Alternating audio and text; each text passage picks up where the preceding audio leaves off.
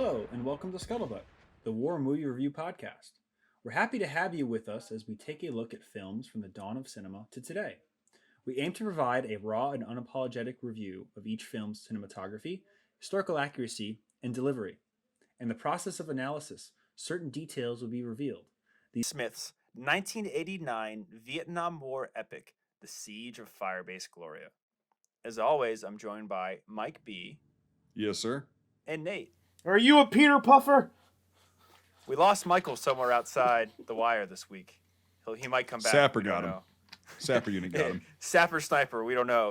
Actually, real life, a sapper would get Mike A. Are you kidding me? Especially a female one. The sappers in this film, if you know what we're talking about, definitely get Mike A. That's a honey trap if I've ever seen one. You know, so his head's gonna be on a fucking stake soon enough. Oh yeah. So guys, what'd you think? Do you want to go first, Nate, or? Yeah, I'll go first. Thank you. Let me put my potatoes down. This movie is, to quote Jurassic Park, a big steaming pile of shit. Thank you. This is bad. This is a level of bad I was very shocked by. I was not ready for it. But there are some aspects of it that I did like. I mean, I always say that, but there was. I mean, you have to see the effort in certain things. But, man, trope, and trope from literally the last 15 years before that movie was made. That's literally all I saw in this movie. 20, I would say. 20, well, I mean... 20 years it was actually going, but you know what I mean, like every war type of, you know, I was shocked that this was 1989. I was shocked. I thought it was like 82, maybe 81. No. And then I have to remember, you know, and then I'll hand it off. It's like you have to think of it like this. Full Metal Jacket is such a success and such a big trope, and everyone wants to copy it. And so what do? You get the guy who was the guy everyone was talking about. Because if you get that guy, the movie's going to be amazing. Meh. I was shocked. I mean, it was... Yeah. It was... I want to launch into it already, but I need to pass it off. So, Brian, why don't you... launch in and I'll stuff a potato in my mouth like a good Irish person. So Yes, I get behind that. Ahoy. I've wanted to do this movie for a while because it's an interesting movie. Like, my experience with it is, so I used to volunteer at a museum when I was like 12 for almost a decade, and like, we watched a lot of war movies there and stuff. And behind, like, the TV we had was this old VHS tape of The Siege of Firebase Gloria. And it was this movie that we always talked about, but we never watched. Like, for a decade, right? We watched Tour of Duty, which was the famous 1980s, like, you know, Vietnam War TV show. We watched everything else, but we didn't watch this movie. It wasn't until about 5 years ago that I finally sat down and I watched it for the first time. And I was like, what the fuck did I just watch? You know, like, R Lee Ermey did this? Like, you kidding me? Like, he did this with a straight face? Like, at what point did he just be like, well, the paycheck hasn't bounced yet, so I'm going to keep on going? But that being said, I mean, it does have some interesting things going for it. The fire base and the set are pretty fucking cool. I mean, obviously, there's some tropes and shit, but, like, when you have real Hueys landing in red clay, and you have dudes covered in dust and they're landing a Huey, like, you can't get more real than that. So it's a very mixed bag of a movie. The other interesting thing that I like about it is the number of the NVA. Like, there's a lot of them. And you don't see any you don't see any Chi-Com rigs at all, which is, you know, really correct. Also, you don't see any red-green at all, which is really cool to see. Because that's something that you see that would come out, you know, later in Vietnam, but also in the 90s, after the wall, all that shit came out of China as surplus. So then you have all the green stuff used for NVA or Vietcong. So that was the one nice thing to see, like GI Fuel gear and black pajamas. Other than that, it's a 1960s plotted film that was made in the 80s, you know? And, ugh. 89. So close to the 90s. We'll really get into it, but like, I don't know. It's an interesting film. That's all I really have to say to start out with. And I pass it off to Mr. Birch. I'm going to keep this very fucking short for once. This was like you just said, and that's why I gave you the thumbs up. This is a 1960s shitty war movie combined with Hyena Road. No, I'll explain it. All right, go ahead, and then I'll rebuttal after you're done. No. That's my intro. So Okay. Go ahead and rebut. This movie actually had coverage, unlike that movie. That's the difference. Okay. I'm not saying Hold the on, story. hold on, I'm not hold saying on. Pee Wee. No. I'm talking not saying about. I know what you're saying. Vietcong, but the coverage is. I know what you're miles saying. better. But I don't think it's much more than Hyena Road did, and it's also a 1960s fucking action film. Okay, so to rebuttal that, I think the flailing of the arms and using a machete as a stabbing weapon and all that other shit that was happening. Well, you could do that. Well, yeah, but you can't.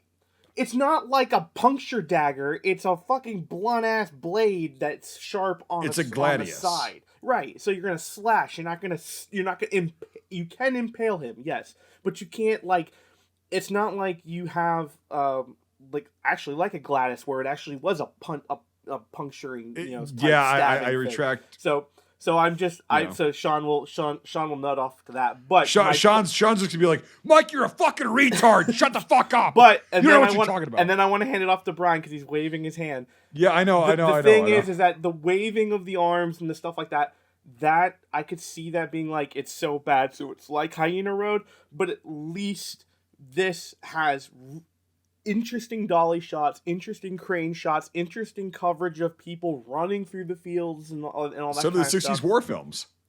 I know that.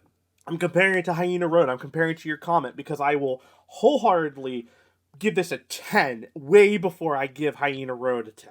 Okay, like this was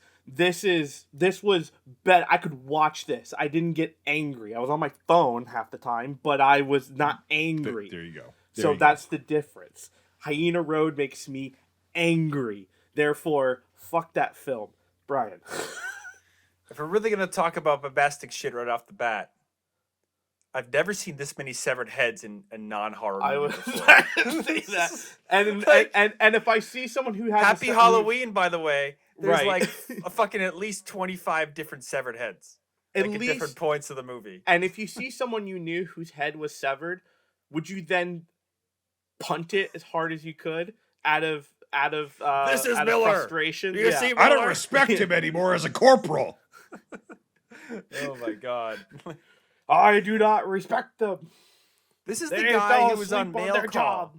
You know that show that a lot of you saw? Like, oh, I'm R Lee Ermey in a Jeep, and we're going to talk about radios this week. He was walking around Australia with a severed head. You know? I don't respect this man. Mail Call was awesome. I don't ever want to hear you disrespect that. No, I'm not disrespecting the show, but I'm just saying that that's the same man. That's the same man, okay? I 15 years apart. That's the same man. He murdered his best friend because he asked him to, you know? We're going to talk about K-rations this week and why they suck. You He know? also just got shot in the junk. That's a survivable wound. I Oh don't my know why. god. I've been shot in the dick. Kill me. Kill me. We'll have to do this Well, movie honest, eventually, if but- we're being fair, like I would ask for the same kind of. Kill me. You ever hear prosthetics, you know? The bionic cack. You're a eunuch, Harry. Yeah. You're- Jesus Christ, that's amazing. Yes, Brian, you got one. You got one. That's good. You got one. That's good. Yeah. That's a short one. I've never heard one. No, okay. Let's really quickly before we get into this whole clusterfuck of Severed this heads? film. Yeah. No. Let's get into the technical shit. The quote unquote tiger stripe that they're Oh, wearing. this is you guys. I'm gonna eat the rest of my food. No, Shut you'll up now. even know this, Nate. You can. I you can eat don't and know. drink. I don't know anything No, in Nathan will Vietnam. do this. He doesn't know anything about helmets. He's only about camo. So I don't know anything about helmets or camo. So there you Dude, go. the fucking quote unquote tiger stripe. What even the fuck was that? it was I some don't version know. of French lizard knockoff, like No, but it was like, M56 or but in that at the time in the 80s, because it's in the jungle fatigue, like this, what I'm wearing, the Yeah. third pattern. It's in the third pattern, or no, the first pattern. It cut. was shot in Australia. Yeah. So I don't know if they had any like camo trials in the 80s in Australia. But I've seen that like brown dominant lizard before. That's what I would determine it to be. You know, it was interesting to say the least. But I it was don't know if never, it's locally as far as I sourced know, or it if was never it's- adopted by a military. No. That particular pattern.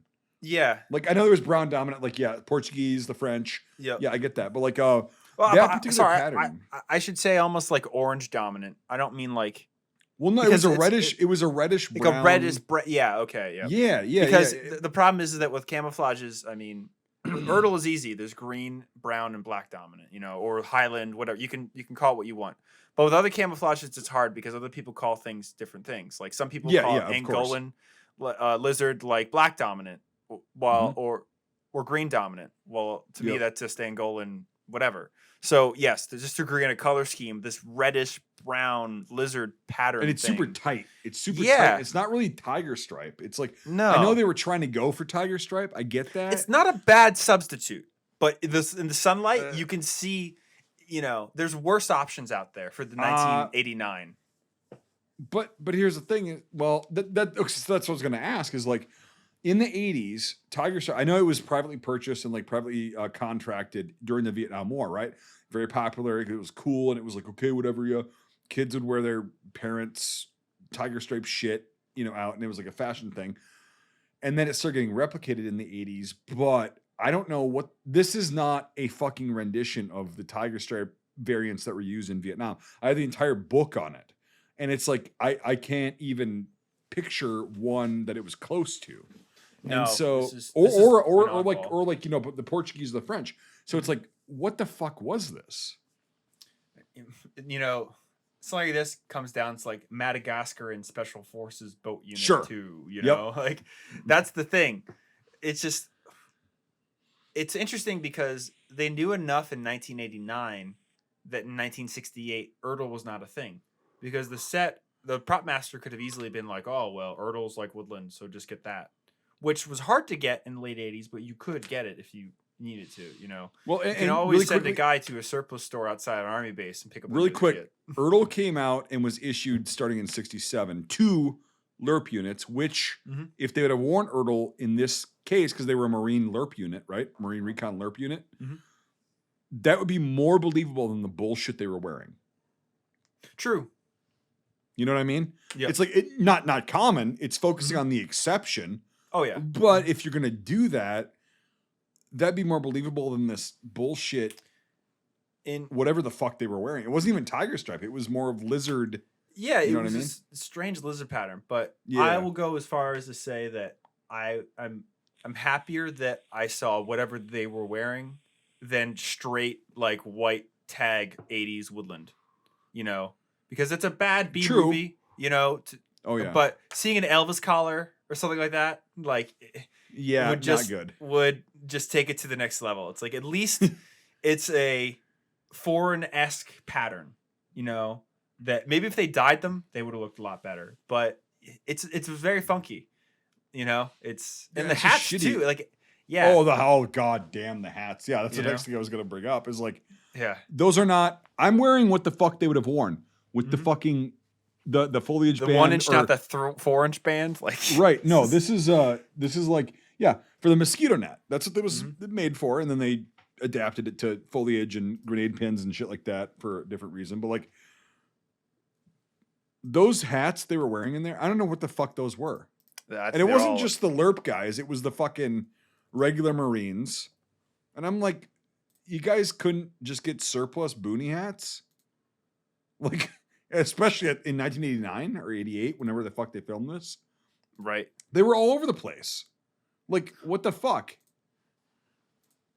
just gonna share my screen here really quickly. So, yeah, it's insane. Like the hats, the boonie hats were so fucking dumb. And then you have on the other side, you have like a fucking Tai Chi master Fu Manchu fisherman. You know, Right. like Yeah. what was with that beard thing that the Vietcong fisherman guy had? Like, I So if he had, if R Lee and whatever had like a private purchased boonie cap, okay, one guy or two guys on a LERP unit in the Marine Corps, sure, that's passable. But all of the fucking Marine guys, nice tits, by the way. Oh god damn! That just brought up audio another podcast guys. So let's thing. That thing just Yeah. brought up another fucking thing that I want to really rip into. Is okay. The A1 was issued to the Army mainly in '67. Okay. The A1, which they're using, the Marines could have gotten it. I'm not bitching about that. What I'm going to bitch about is the 30-round fucking magazines. 30-round magazines, unless you were literal like fucking special operations group, like fucking in 1971, and you private purchased them from the Sears catalog, which they did, no, you're going to be using 20s. And in this entire fucking film, they're all using A1s with 30-round magazines in 68. Bull fucking shit. No, the mags are completely wrong. 30 They're- rounders, like you said, do show up, but they actually do show up a little earlier. They show up in like 1 and 2s, like you said, randomly. Some SF units had them.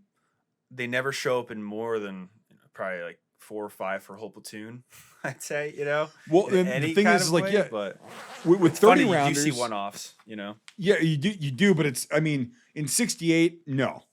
No, 69, there's no way. perhaps there's Do a you- couple. Yeah. Do you Yeah. know? Well, I'll play devil's advocate. There was a 30-round mag that was in country at the time. Yeah, but but it those didn't were the- work because they didn't understand like how to fucking. The China Angle Lake it. mags. Yeah. Yeah.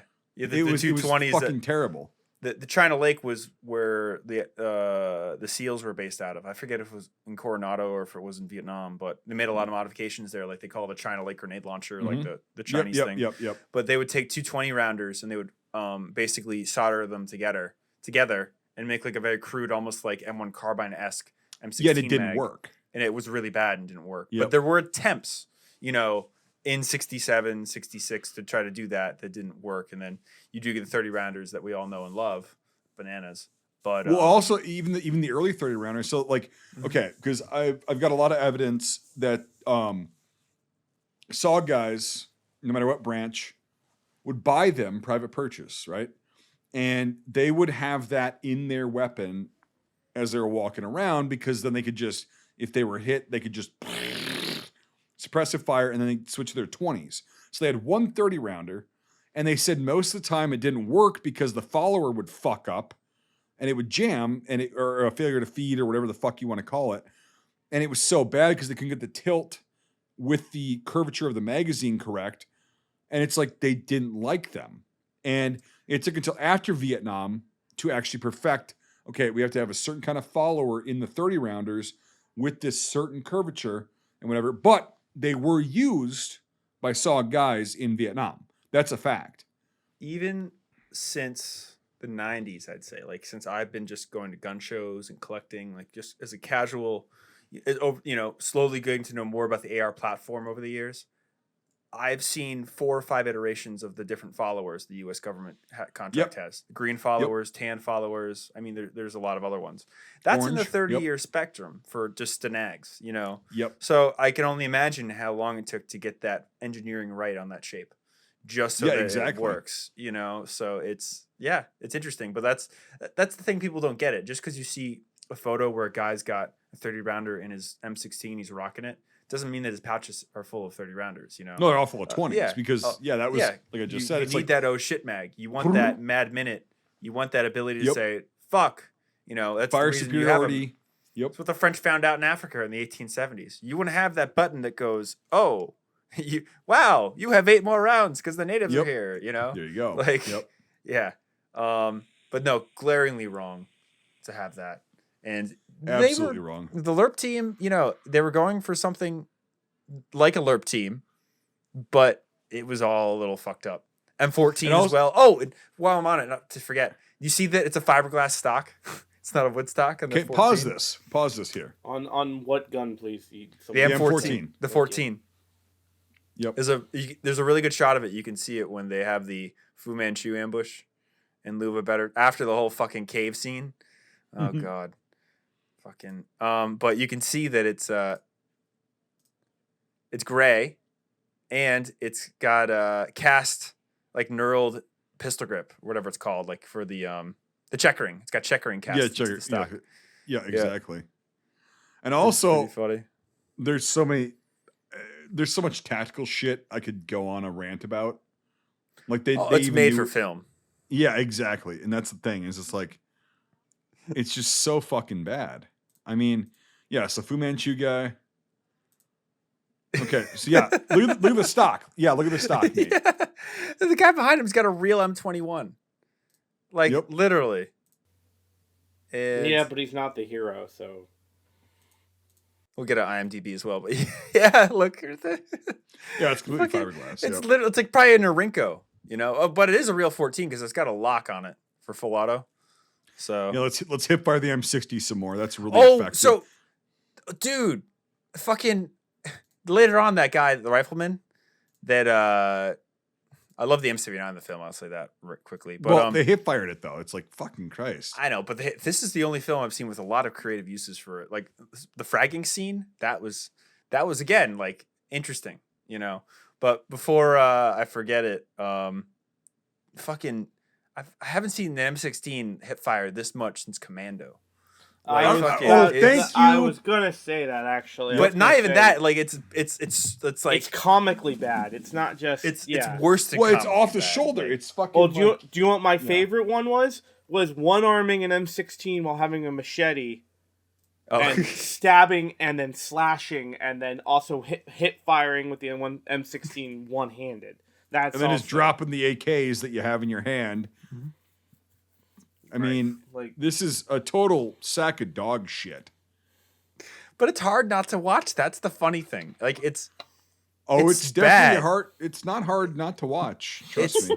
No, it's okay. So you see his fucking dust cover, R Lee Ermey's dust cover. Yeah, it's coming off. Yeah. It's not even fucking attached. It's like, what the hell are you doing? I do agree. Yeah, it's fucked. It's disconnected. It's the pin's fucked. When the Vietcong Navy shows it's up, pushed so far back. You see the pin is like out the back of the fucking. That's because it's like take 17 and it's like probably 600 rounds through that fucking gun already. Well, Jesus fucking Christ! I mean, it's after lunch and fucking Bruce forgot to put it back in, mate. Yeah. So I will say, like, I do agree with Brian in a sense. It is hard not to be like, where the fuck is this going? Yeah, and I'll say it this way. When it comes to like the battle, especially at Gloria, it's like, okay, that's interesting in that sense because of the different takes and everything. But if you're saying like, I want to watch this for the story, no, not at all. Or the character. I thought I was gonna be. I thought they're all using M2s, which yeah, they captured them, but it's like you're gonna be using Dushkas. So I have a question. 12-7. So I have a question about some of the uniforms and stuff. What's with the Confederacy style like hillbilly hats that I keep seeing? They're like straw. The what?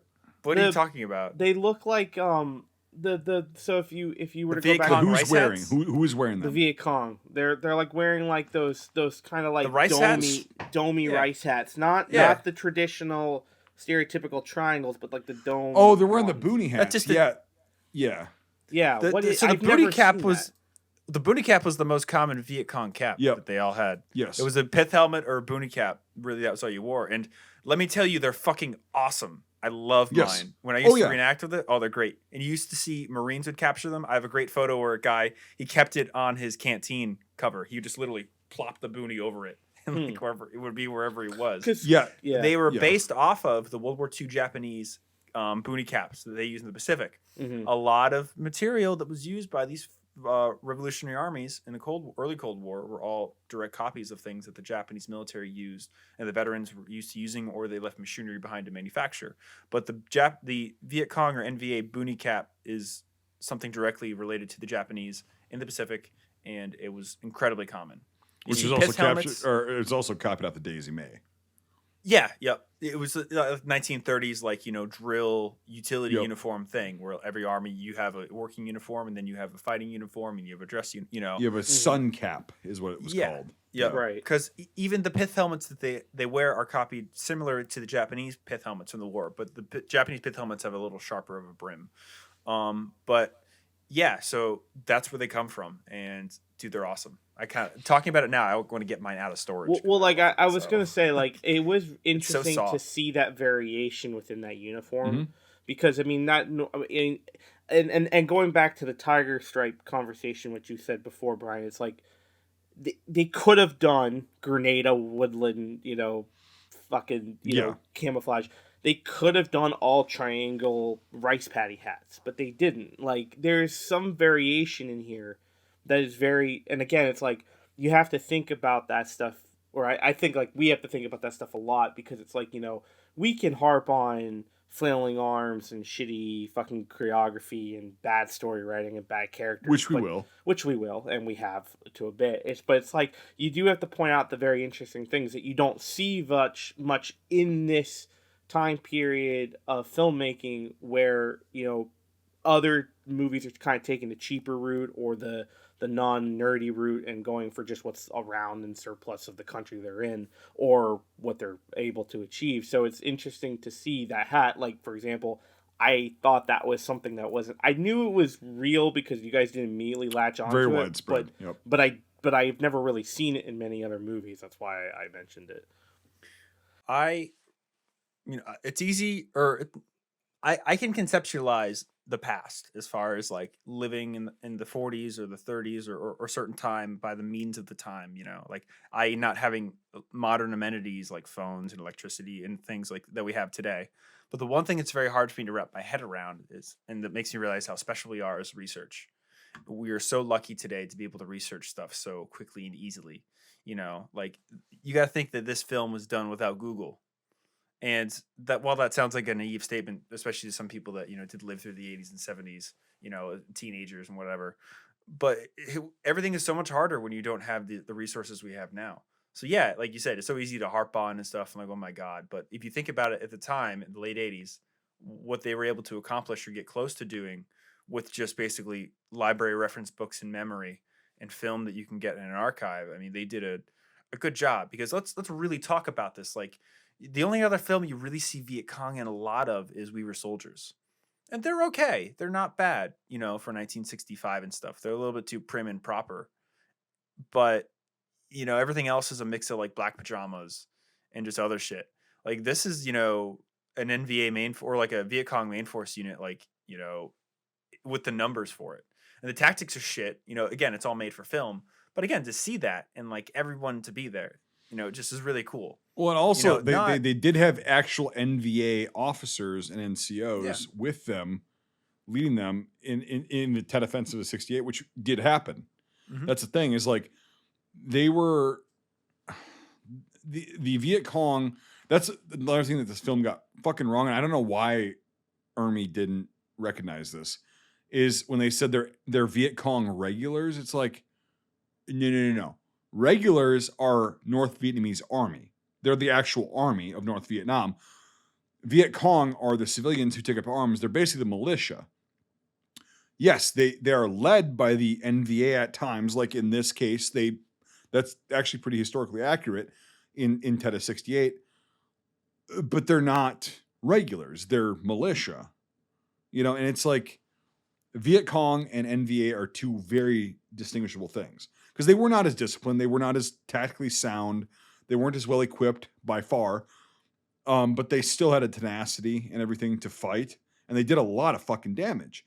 And it did, like it did say in this film, like they had gone in this offensive, like the NVA had coordinated with all of them and said, hey, instead of doing guerrilla warfare and like terrorizing the shit out of the ARVN and American and Australian and whatever troops, Korean troops, we're just going to go on the offensive and you guys are regulars now.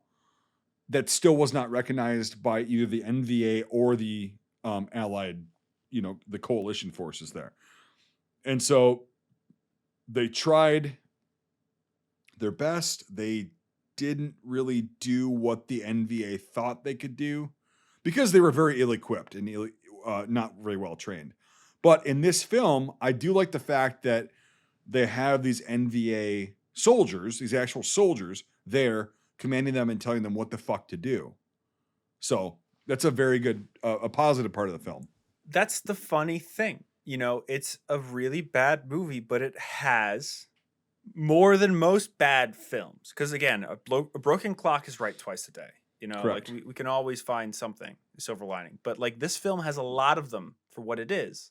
And that's what's really funny about it. Like that's why I keep using the term interesting, because it's just a very, like, I don't know. And just to add, onto what you said, it's very interesting that, I've always been interested in the Vietnam War and the roots of it and stuff. And what it basically goes back to is there was a mini revolution in 1940 in Vietnam. It was really the first like general uprising, because what happened in France, with the whole fall of the empire, and Japan had occupied northern Indochina. So what happened is that Ho Chi Minh was like, now's the time, who cares? And the Japanese didn't give a shit, whatever, like as long as you don't interfere with the supplies and our whatever. So they had this mini uprising. In the north, it was kind of successful that they were able to make good routes in the hills and everything. But in the south, the French were still in charge. And the French had nothing else to do except for to eradicate everything.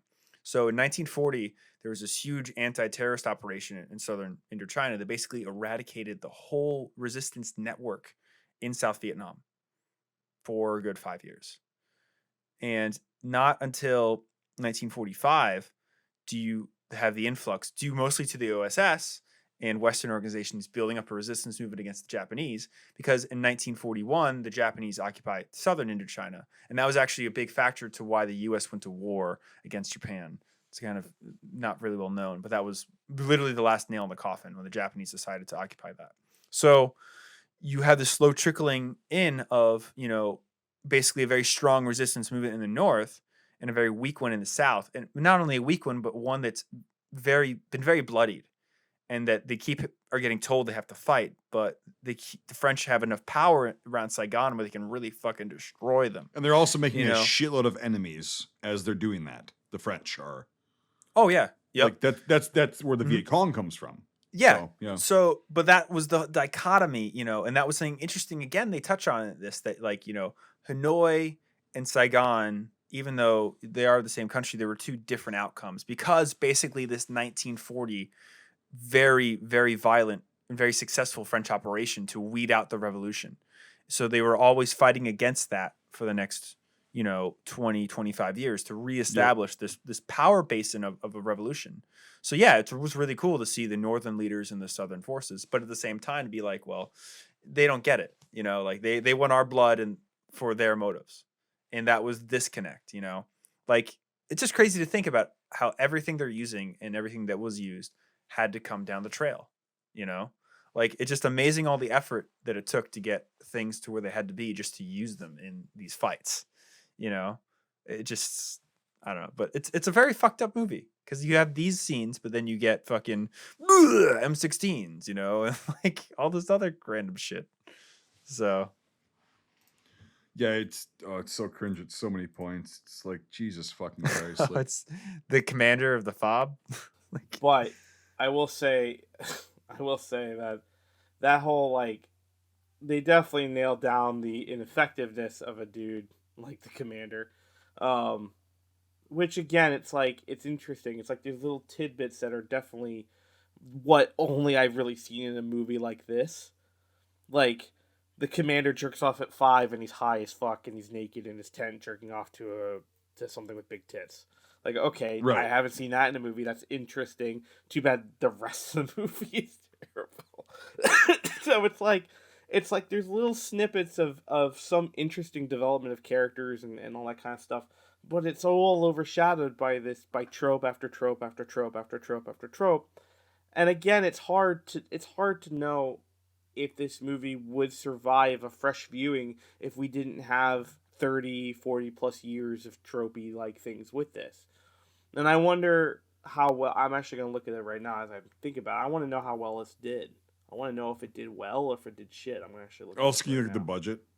Yeah, I'm going to look at it. Yeah, because the last couple movies we've done is Netflix oriented, and they don't give a budget. So yeah, I'll look that up right now. This was 2 years after basically the 3 big Vietnam movies came out. Platoon, Hamburger Hill. Hamburger Hill, and what was the third one? Football Jacket.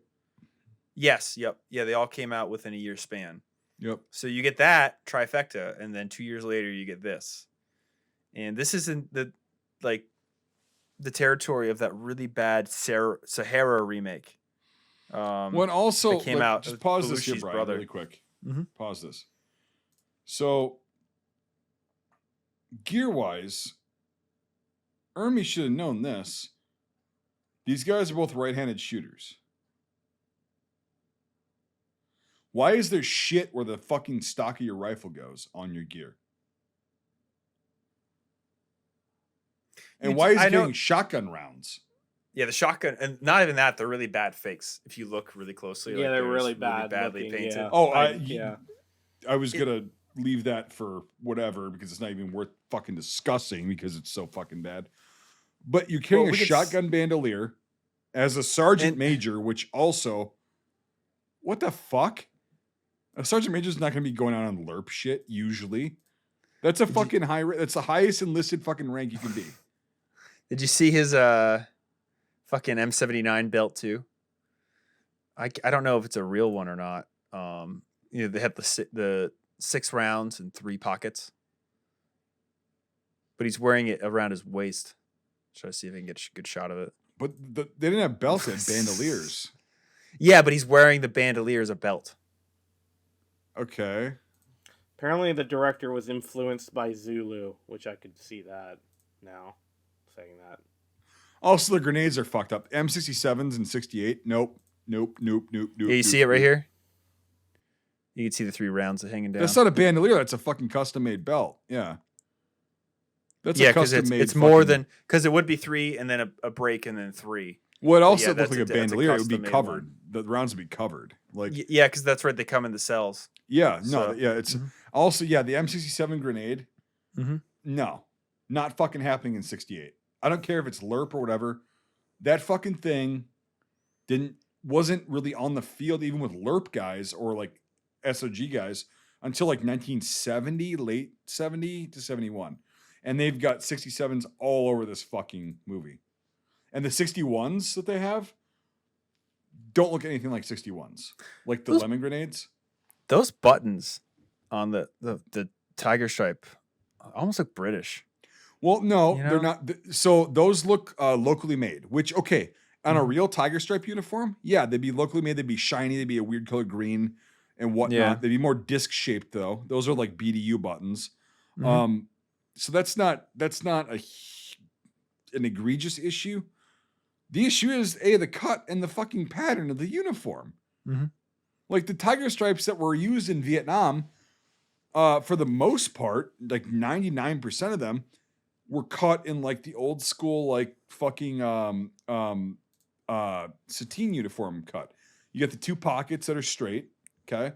And they were also sized in Asian sizes and American sizes, right? That was distinguished in the stamp that they would put from the private makers in Vietnam. They would source AS or AM. Yeah. yeah, Asian ones. exactly. Yep. And also, goddamn I grenades can't don't find, fucking do that. I can't find any information on budget or revenue. It's not listed anywhere. We'll give you an F for effort. That might answer the question, but before I forget, we'll come back to tiger stripes, but yeah, the whole fucking fragging scene is very interesting to me because, well, it's so fucking it's- stupid. The grenades are not going to go off unless you're fucking 25 yards minimum away. in theory though, I could see this working, like And, it's also the sparks of the big fire from a fucking Oh, that's 40 different. millimeter? Well, you gotta Yeah. ignore the fact that it's For fire film. gas cans. Yeah, like I had to turn my brain off for that immediately. Okay, Yeah. I'll turn my brain Yeah. off. But just the concept of using an M79 to frag someone, just is interesting. It's better than your trope of like, for the pin, fuck you. yeah, but it's called you know, fragging like- for a reason. well, fragmentation. Yeah, but it's interesting. But here's the Because- thing, is, Brian, those grenades are not going to work at less than 25 fucking yards. Well, yeah, no, certain range. The other thing too, this makes me feel like it's interesting is I wrote a very good memoir where basically this guy later in the war he was at one of these strategic hamlets as a lieutenant, and one night they got attacked by a wave of M79s, where basically these NVA set up within range with like 6 M79s and launched 2 rounds each within a minute. So like all of a sudden they had fucking 12 40 millimeter rounds explode within their compound like in 30 seconds. And it was very dangerous and very bad. So the M79 is just this weapon that if you employ it correctly, it could just be you could put a 40 millimeter right where you need it. So it was just interesting in and that they just regard. hip firing it and like, So- Also, Oh, if yeah. he would have shot that and it would have gone off the range that he shot it at to the bunker, he would have gotten fucking fragging him. No doubt. They're small, but they're very fucking powerful, and they throw not just the frag itself, like the rocks and shit around that would have hit. They would have thrown that shit, and he would have been fucking nailed. So that's totally unrealistic. It's so fucked up. But there are no M203s though. So Which is good. I mean, that's we'll give him that. There's no 203s. Yeah, but that pilot's hair takes away everything of this fucking movie. Are you kidding me? It doesn't even sit his head. He can't even put his helmet on, and he's in like a padded Motel 6 helicopter cabin. Slayer, is that you? oh god. But no, I mean, like, so by 68, like the Tet Offense, well, up until this point, I would say obviously this is the turning point of the Vietnam War for the United States. Up until then, yeah, the hair wouldn't have been out of control, and then people just stopped giving a fuck. I did like the combat photographer though. Like, what the fuck is that? Yeah. Are you talking about these hats? He's Or all no, yours. you're talking about the booty hats. Yeah. Never mind. But Yep. so while we're here, because I do want to talk about it, sappers. Yep. That whole fucking scene was. You're not gonna fucking see them. Yeah, That's Mike. the thing. Yeah, Mike A really shouldn't have called them over. I don't know why he did that. Yeah. Oh, Yeah. Wait, I think it's right here. Yeah, they got the World War II fucking radio they're using for Yeah, Vietnam. the walkie-talkie. Yeah, This sequence is just or the handy-talkie rather. So I do have a really interesting Vietnam War book that talks about booby traps, and it's a Vietnam War era made, like 1967 made pamphlet talking about different booby traps that have been encountered. And there's some really crazy ones like anti-helicopter booby traps for landing zones and shit, like stuff you'd never imagine. One of them actually is though a suicide bomber girl that they say is wired up to a Coke bottle she tries to sell you. And it's like Well,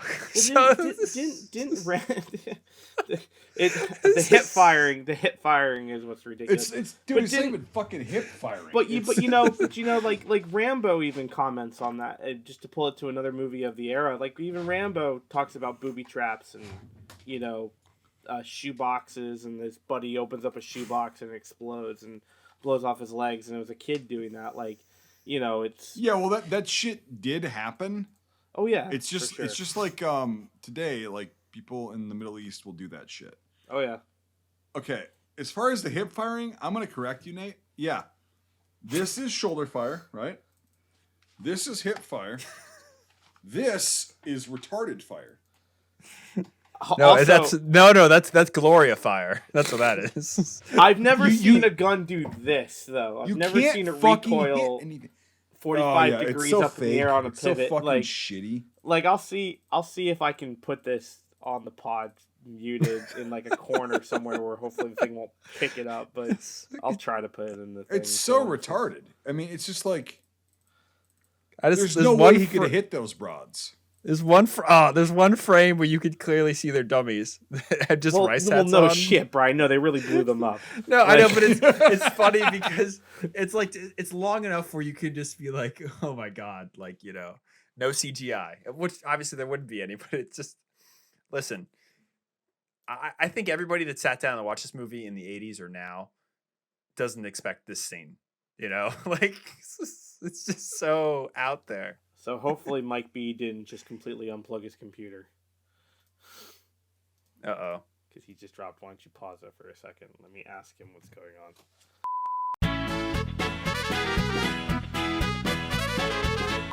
So, while we have just experienced technical difficulty, Nathan will put in the like 1950s technical difficulty TV noise there. We're going to introduce a new segment that we'll be doing in the podcast now. And it's kind of something to engage with you guys and just kind of, you know, talk about cool movie history at the same time. And it's called Sticker Trivia. So every week or until the question is answered, we will be asking a trivia question about a certain war film. And whoever answers the question first, messaging us on our Instagram or Facebook, they will receive a limited edition special Stuka Time Scuttlebutt sticker that is basically our logo over a Japanese rising sun background. So it's just a cool way to kind of test your guys' knowledge and, you know, talk about war movies. It's holographic for you Pokemon nerds. So there you go. Yeah, I'll be putting a post up about this on our pages today. But yeah, so kind of an interesting thing. So that being said, the first question for our sticker trivia is, what World War II movie had to halt production due to the Soviet invasion of Czechoslovakia in 1968? So that's the first question. And like I said, if whoever messages Instagram or Facebook first with the correct answer will receive a really awesome sticker. So, and it's not, and don't respond to in the comments of, oh, you have won a special thing. Please send me all your social security numbers. if you win 5 of these stickers, then you will get a pornographic photo of Mike B. Why would you deter people from this entering is not the competition? Not putting this in the box. Nate puts his headphones on.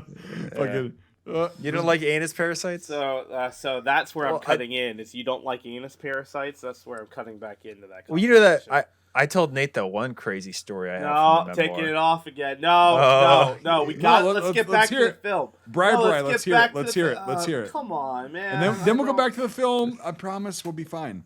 Okay, so I have to get back into the groove. This is a story I'm not allowed to tell, or at least Nathan doesn't want to hear again. So, you know, big long ass bleep when you talk. That's fine. We recently did. I know where you were at the story because I saw Mike retch, and I'm gonna put this at the end of the podcast because this is where we're coming back in to talk about the rest of the fucking movie. Because if you don't want to retch like Mike B, I'm giving you a warning. This will be at the end of the podcast. So, did I get you back in the group there, buddy? After Brian, please share, like, and subscribe, and all that kind of stuff. You're gonna hear about a tapeworm coming out of someone's butt. So there you go. So just warning. It reminds me of that episode of House, and that's what always freaks me out. That's where I've cut back in at this point. But there's your warning. Great Men Cry Too by Daniel Darnell. It's a really good memoir. Yeah, I'd cry too. Don't worry. Yeah, no way. I can even read it's in the epilogue. It's right here. No. Let's get back to the fucking movie. It's horribly disgusting. But again, it really makes you think. Like, you're not going to hear about a 101st veteran that dealt with that shit. You know, you're not going to hear about a 29er that dealt with that shit. Well, you're going to hear about a fucking Wisconsin fucking National Guard guy that was a Boona that dealt with that shit. Like, the fighting in the Pacific was just its own hell. You can't comprehend. There's a theoretical thing. Like, I was at a reenactment a while back, and they're like, so theoretically, man, if you could go back and pick the ETO or the PTO, what would you pick? And I'm like, ETO, definitely, 100%. ETO, 100%. ETO, 100%. You guys are stupid. The ice cream front. fucking training troops stateside. Fucking, as my grandfather said, if you wore a uniform, you served. So it's like, Well, the world needs ditch diggers too. well, I shoveled shit in Louisiana. Hey, away she goes. I guess to tie it back to the movie, not to go let's too get back much into into it. Did Vietnam had to deal with the same amount of parasites and disease? Yes. Right? Yep. Same Oh, thing. absolutely. Yeah. Oh, I got a story about that too. No, actually. I don't want no fucking Do you know the Ebola leech- I guts think coming out of your butt. Wait, story. haven't I told the leech story on here? Is there the one that like latched up his pee hole or something like that? Yeah, latched up the guy's dick. Yeah. I think you have. Yeah. Yeah, or Yeah, it was yeah. a lot of editing sessions. But no, Went through there- a guy's there was- ripping there his was- pants. So in Vietnam, it's Ugh.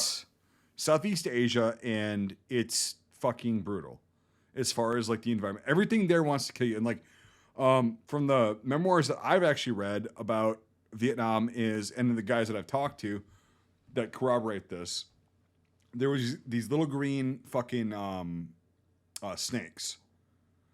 I don't know what the fuck they call them, but there were these little green snakes. They were like 4 or 5 inches long. If they bit you, you're fucked. Oh, Two-step. Oh, The two-step? I think there was 11 or 12 different snakes could kill you. I remember the two-step was one of the famous ones. Well, this one was one that you didn't see until it was about to bite you, and it was Yeah. like a nightmare, right? It's like thinking about it, it's like a nightmare, right? Mhm. You don't know you're gonna get bit until you see this fucking thing, and then you have no time to react. And it's this little tiny fucking thing, and I can't remember. But yeah, like the cobras. A cobra. They even have a snake in the movie. When he's in the cave, he fucking machetes him to death. that's a boa. That's just a movie. Yeah, Oh, I know, so- but still, like yeah. it's interesting that they put a snake in the film. When he hacks you know? the fucking head off, and like, Yeah. I would too. It's fucking don't want to deal with that. I found... That whole cave scene, like, okay. Flare in the cave. I was just gonna say, yeah. who in the whole chicken fried fuck would take a fucking flare in there from the fucking mouth of the cave? Because it in looks there. cool. Because Predator did it. You know? There we go. There we go. That's what Action it is. hero. It's funny because like I know it's October and it's spooky season and everything, and I didn't want to do horror films all the time, but like parts of this movie I was watching, like the cave scene, and I'm just like, is this like a bad horror movie? Like fucking, I'm getting the same jump scares Like, about how yeah. bad these movies are. Like the one we watched in the beginning of the month, fucking Blood and Gold and everything. It's like, Oh god. you know? Yeah. There's a couple of green snakes in Vietnam. Mike, just to answer your question, there was the green snake Von Jen, and then the red-tailed red snakes, and the whole body is green, but the tail is like orange red. Yeah, I don't remember but I remember Yeah. a lot of vets have told me that they're like, when we were out on patrol, if we saw them, it's over, and we were so fucking scared of them, and because they had to sleep out in the jungle, like they had to sleep out just on the ground, and they got used to them, and there were like they said cobras didn't bother us as much because they would give you notice. It might be the red-tailed red snakes because they live in mainly in the mountainous areas in northwestern Vietnam. So Yeah, so the Marines. Highlands. Yeah, the Highlands, yep. And so the Marines have been there. The 5th ID for a short time was there. But yeah, they said it was so scary because they just You're- God, I hate this fucking it's not even hip You're- shooting, it's You're living in a killing engine. Werner Herzog. Oh, you're in a says it very jungle? well. everything massive everything in there killing is engine. killing everything. Yeah, That's it's the similar to thing. the ocean. Yep. It's a massive killing engine, and it's an ecosystem that's beautiful in a way. It's like life Yes. comes from the top and slowly deteriorates in the bottom, And then you humans are in the are- garbage pit. Yeah, humans Yeah. are something that's not supposed to be there.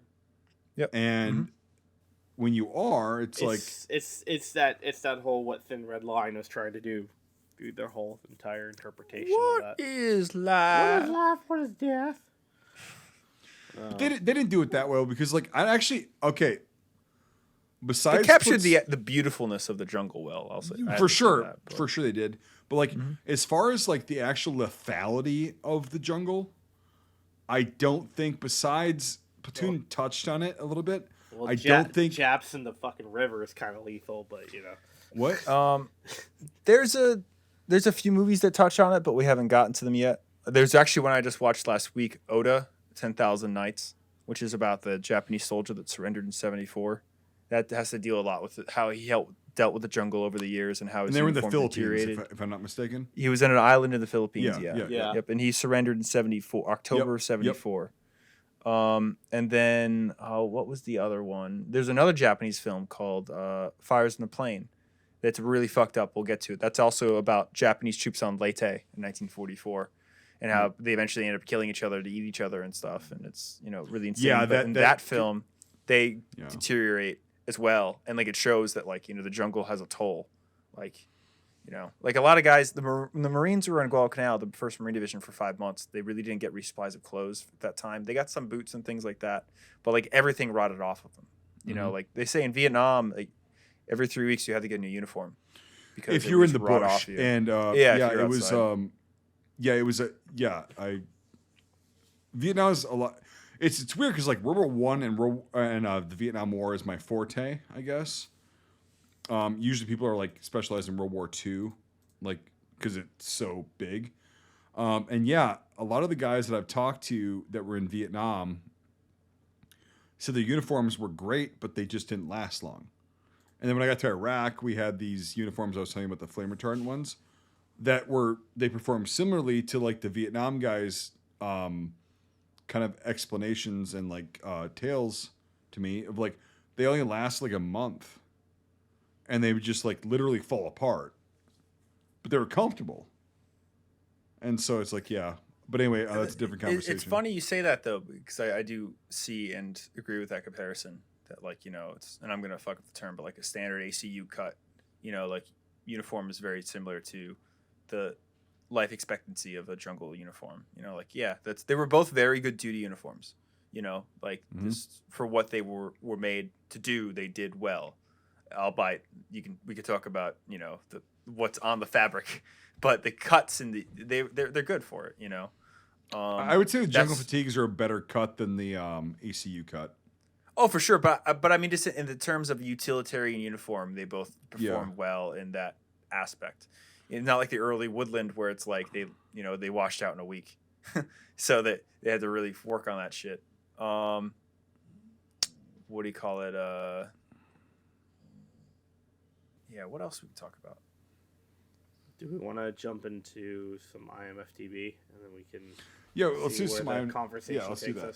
Let's do yeah, because we're already a good hour and 10. Well, it's hard. It's hard to keep shitting on a film that is shit for myriad. I'm not going to shit on it as much anymore because I've already shat on it. But they also, the guys wearing an Alice pack. Yes, yeah, I want to talk about that. It's not a fucking lightweight rock, which is also this with guy's lightweight frames though, which is funny. No, they didn't. At least one or two of them had lightweight frames. Okay, well, we can visit that. But in this scene, the guy that's wearing the 60 belts, the 762 belts, if he's going out there to do that, he's gonna drop those fucking things by the 60.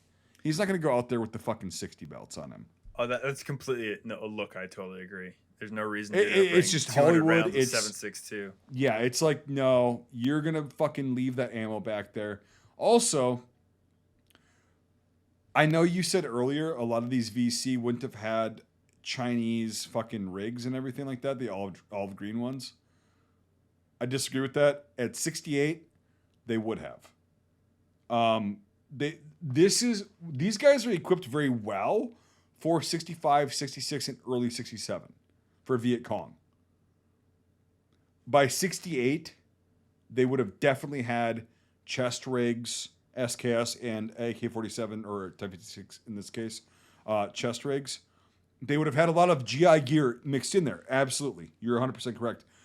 I think that they fucking shit the bed on this one because also this guy's wearing his fucking his hat. Well, he's just off the set of Predator, So I know. I get it. Pushing too many pencils. Just to comment on it, though, yeah. I disagree because just like on the for the American experience, for the Vietcong experience, or for the Vietnamese experience, the Vietnam War is separated into two parts. In lieu of a better term, 65 to 68 and 68 to 73. Those are your two Vietnams. Your 65 to 68 is your traditional, we're going to war, green, fatigues, like we're going to fight. And then 68 to 73 slowly gets more crazy and chaos and turns into fucking long hair and urdles and just, Oh, just the I'm talking about 1970s I'm talking army. about the Vietnamese forces. No, I know that, but that's on the American perspective. And the Okay, NBA okay. and the Vietcong perspective is 65 to 68, you have slow incursion of divisions coming from the north. And then you have this very big Viet Cong population in the south that mostly has modern weapons that are coming from the north, but they have gear that's been lying around. If you look at a lot of the photos, they'll have American pistol belts with 2 or 3 AK mags stuck into them. I have looked You at a lot don't of the see photos. the Chi-Coms that show up until after basically Tet happens and the Viet Cong is wiped off the face of the earth. And then they have to rebuild the whole organization. So here's why I from- disagree from with the that is ground because up.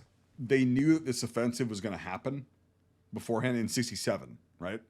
And Well, it was the third or fourth general uprising because there was one in 65 and one in 66 that were small. Because Tet's known because it was so successful. 10 you of know? 68. There was a Yes, 10 of exactly. 69. There Yeah. was a I Well, know that. Just the general uprising, we should say, is the better term because But this one it happened. Yeah. They wanted this to be the big one, quote unquote, right? And in 67 they started because I know guys that were there in 67 and they have pictures of them in 67 with Viet Cong troops who were wearing the black pajamas and had Type 56 rigs on their chest or SKS rigs, AK or SKS rigs because they're both the same year. They had the grenade pouches with grenades, the Type 56 grenade, all that stuff in 67. And they're like, where are they getting all this shit? What was the Ho Chi Minh Trail?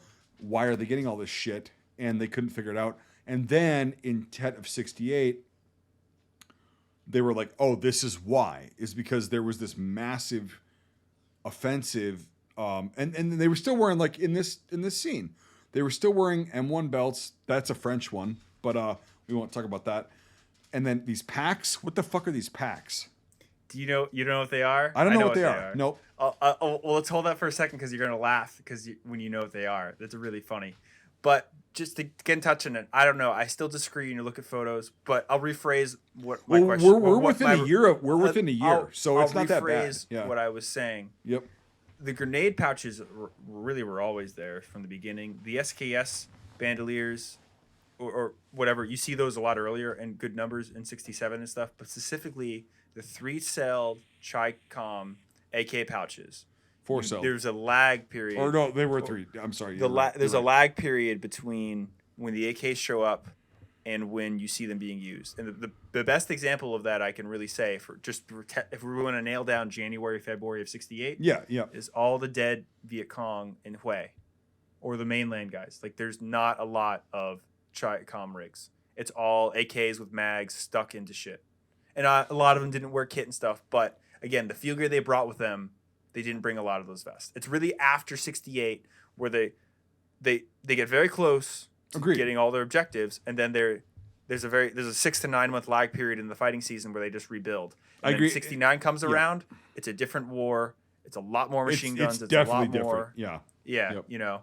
But it's But a funny period. I would just say that we're within about 9 months of our research and everything. The And regiment that yeah. had all the AK pouches went just to the north to Quezon, but the one that went to Gloria didn't get equipped with those pouches, and that's why we don't. You know what I mean? That's the stupid semantics we're down to. Well, that's exactly that you it. have Like, for 68. that's what I'm saying is Yeah. like they started to be issued them in mid to late 67.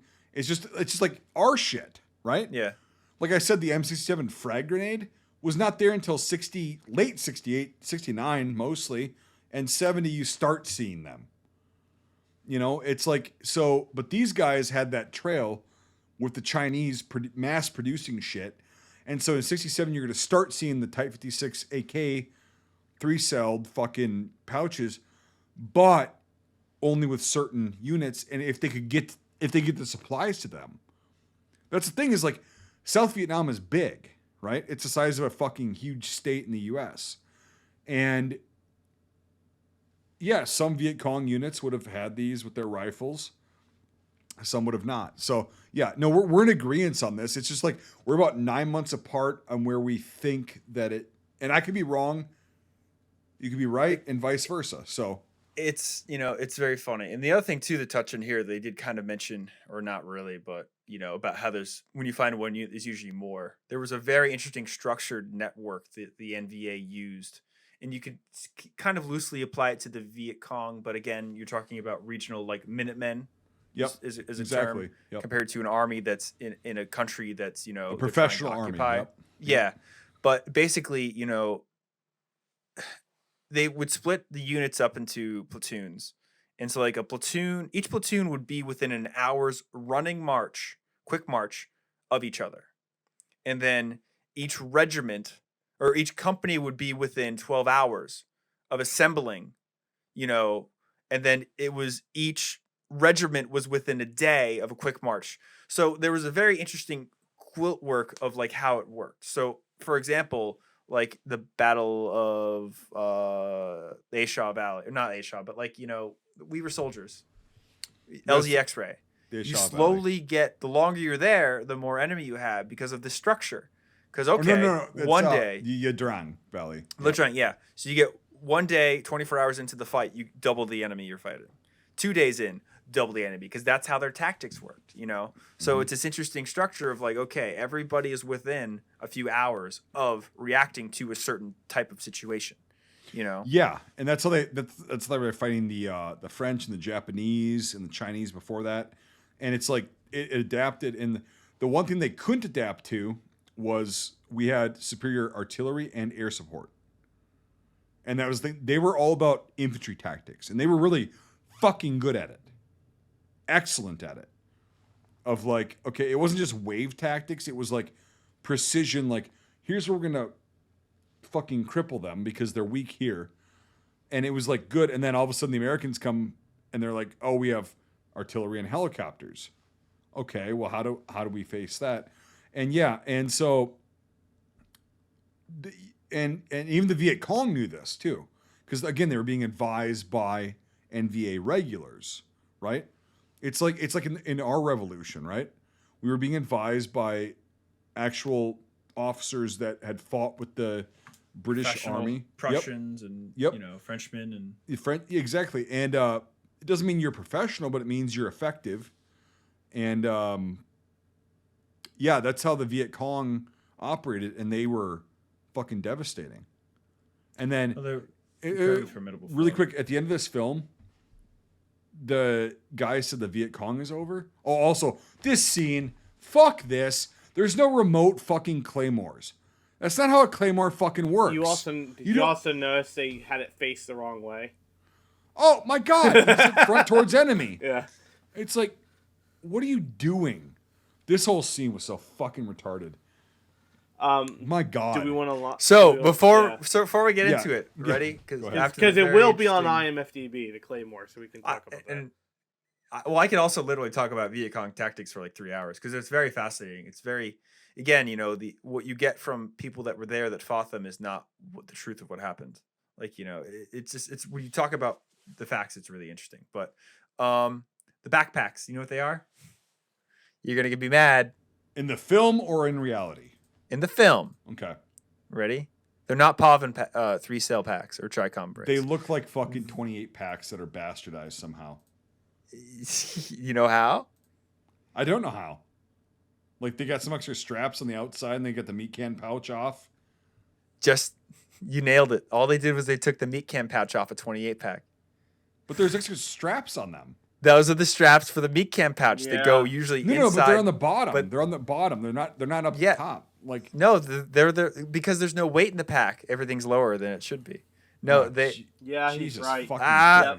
See, look, there's a shovel, and then here's your slits. Yeah, I know. Okay. And then everything is they're 28 packs without the meat can pouch. That's what I thought, and I was like, am I losing my fucking mind? Nope, you weren't. Okay. That's exactly what they are. Yeah. Isn't it funny?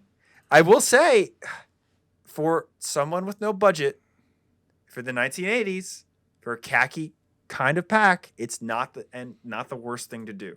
Like, it did throw me for a loop until I realized, like, wait a minute, because there's the sapper chicks. That's a 10, and the one in front of the medic chick That's a Yeah. 10. The sapper chicks are fucking. They have meat can pouches by themselves that they're like, when they're waving and stuff. Yep. So that's what they did. So Oh fuck. again, Yeah. you see, I told you to get mad. Yeah. So No, I'm not mad. I'm just like, I'm glad I while recognize it's not that shit. right, it's ingenious. I have to give it to So them. Like, okay, that's the Vietcong, very good they idea. would not have had 28 packs. No, they would have had 3 Selpavan packs, Correct. which is the Chinese ones and stuff, which are Yes. great packs. They're Yes, awesome. exactly. Way Okay. better than Rucks. So I'm not losing my fucking mind completely. No. So But we're if good. if it's 1988 and you need a bunch of khaki packs and you go to a surplus store, that's a good option. 75 cents a So- piece, take them. Yeah, I gotta like 400 gooks I gotta outfit tomorrow. Yep, So, exactly. Hey Tony, what do you got? Fucking. You give me How much rice can I put $400, one of these? You give me $400 to give you this whole fucking pallet full of them. I'll take Okay. one rye. We're good. Yeah. But no, that's what they are. The 28. Speaking packs. of which, I've never heard So. the word dink before. That was new to me. Oh, I've heard it before. I from hadn't. non-vets. I hadn't. That Oh. was new to me. I was like, Oh, huh. I've heard. Not for me. And then I've heard- all I can remember was Spaceballs, were the little oh god, they're not Ewoks, the things, Jawas, the Jawa ripoffs and Spaceballs, they all go dink dink dink, and I'm like, I can't think of anything else now. God. No, So- I've literally heard dink, nip, even though it's not correct. They used to say, like, so from Vietnam vets that have told me like how they referred to the Vietnamese, Charlie. right? The NBA. Well, yeah, Charlie, of course. But like, Yeah. okay, for viewer or listeners that don't know, No, I just want. Hey, I want to make this very clear. that was too fast. For listeners that, yeah, we'll get there. We'll get there in a second. For listeners that don't know where the term Charlie comes from, it came from a abbreviated term of Victor Charlie, which is the phonetic alphabet for VC, right? Vietcong. And so they just started calling him Charlie. And it was a short thing, and that became a nickname very early on. That's where that comes from. Now, Brian, what was the other racial slurs you were talking about? Slink, dope, zip. Yep, zip, definitely. And that's a Korean thing. That's a Korean War thing. Yeah. Gook. Gook, yep. And that's also a Gook Korean is a- War thing. Well, Gook is funny because, and I obviously, if you want to cut this out, Nate, but No, It comes because- whatever. Nobody's gonna bitch. I've never had anybody It- bitch about things. It's that I historical say about this. context on that. But yeah. I might cut what you're Gook about comes to say. from Korea, and it, as far as I know, it means friend in Korean. Correct. And all of these Korean vets came home and they had children, and or they had kids, and they told them, oh well, when I was in Korea, they would all say gook, oh Mhm. that's friend, and eventually also in the Korean War they would just call the enemy gook, because when you go to every town and all these kids yelling gook at you, and you're like from the Bronx, and you're like, what the fuck? So it's a term you're gonna use. So Yeah. anyway, all these guys just said it, as they're growing up in the late 50s, early 60s, so it became kind of a term, and then all of a sudden you're in an Asian country fighting people, and it's like, well, a term comes back, so Yeah, and it's like it can be derogatory if you wanted to, but like it's basically like the equivalent of like calling a Polish person, if you're Polish, like you go, Polak, They say it's a derogatory term, but like if you're saying Polak, fucking I'm a fellow Polish guy, or Polish person rather. And then it's not derogatory. So it's like one of those things, like that's a gook came from. It's derived from, is like, yeah, you're a fellow Korean. And I can, hey, let's just speak and whatever. But yeah, I've heard a lot of fucking slang terms for the most common obviously is gook. But it's funny in Vietnam, like that's what the Americans would call them, and the Koreans called them the same shit, from what I understand. Like one guy was a Marine that was with the Rock guys. He said they call them fucking gooks and zips and fucking slopes and whatever the fuck you want to call it. But that's just what they would call them. I wonder if there's anybody listening from Vietnam, if you had ancestors fighting for the Vietcong or NVA, and they ever told you what they would call the Americans. That's what I was about to ask. there you, was if a you term. knew, if you I guys can't knew remember it that off. term, yeah. Yeah, I if you're listening in the comments, please post on the comments, because I'm actually curious, because most of the guys that I know who were in Vietnam, in the Vietnam War, don't know what the Vietnamese would call, like the Vietnamese soldiers would call American or Australian or, rock guys.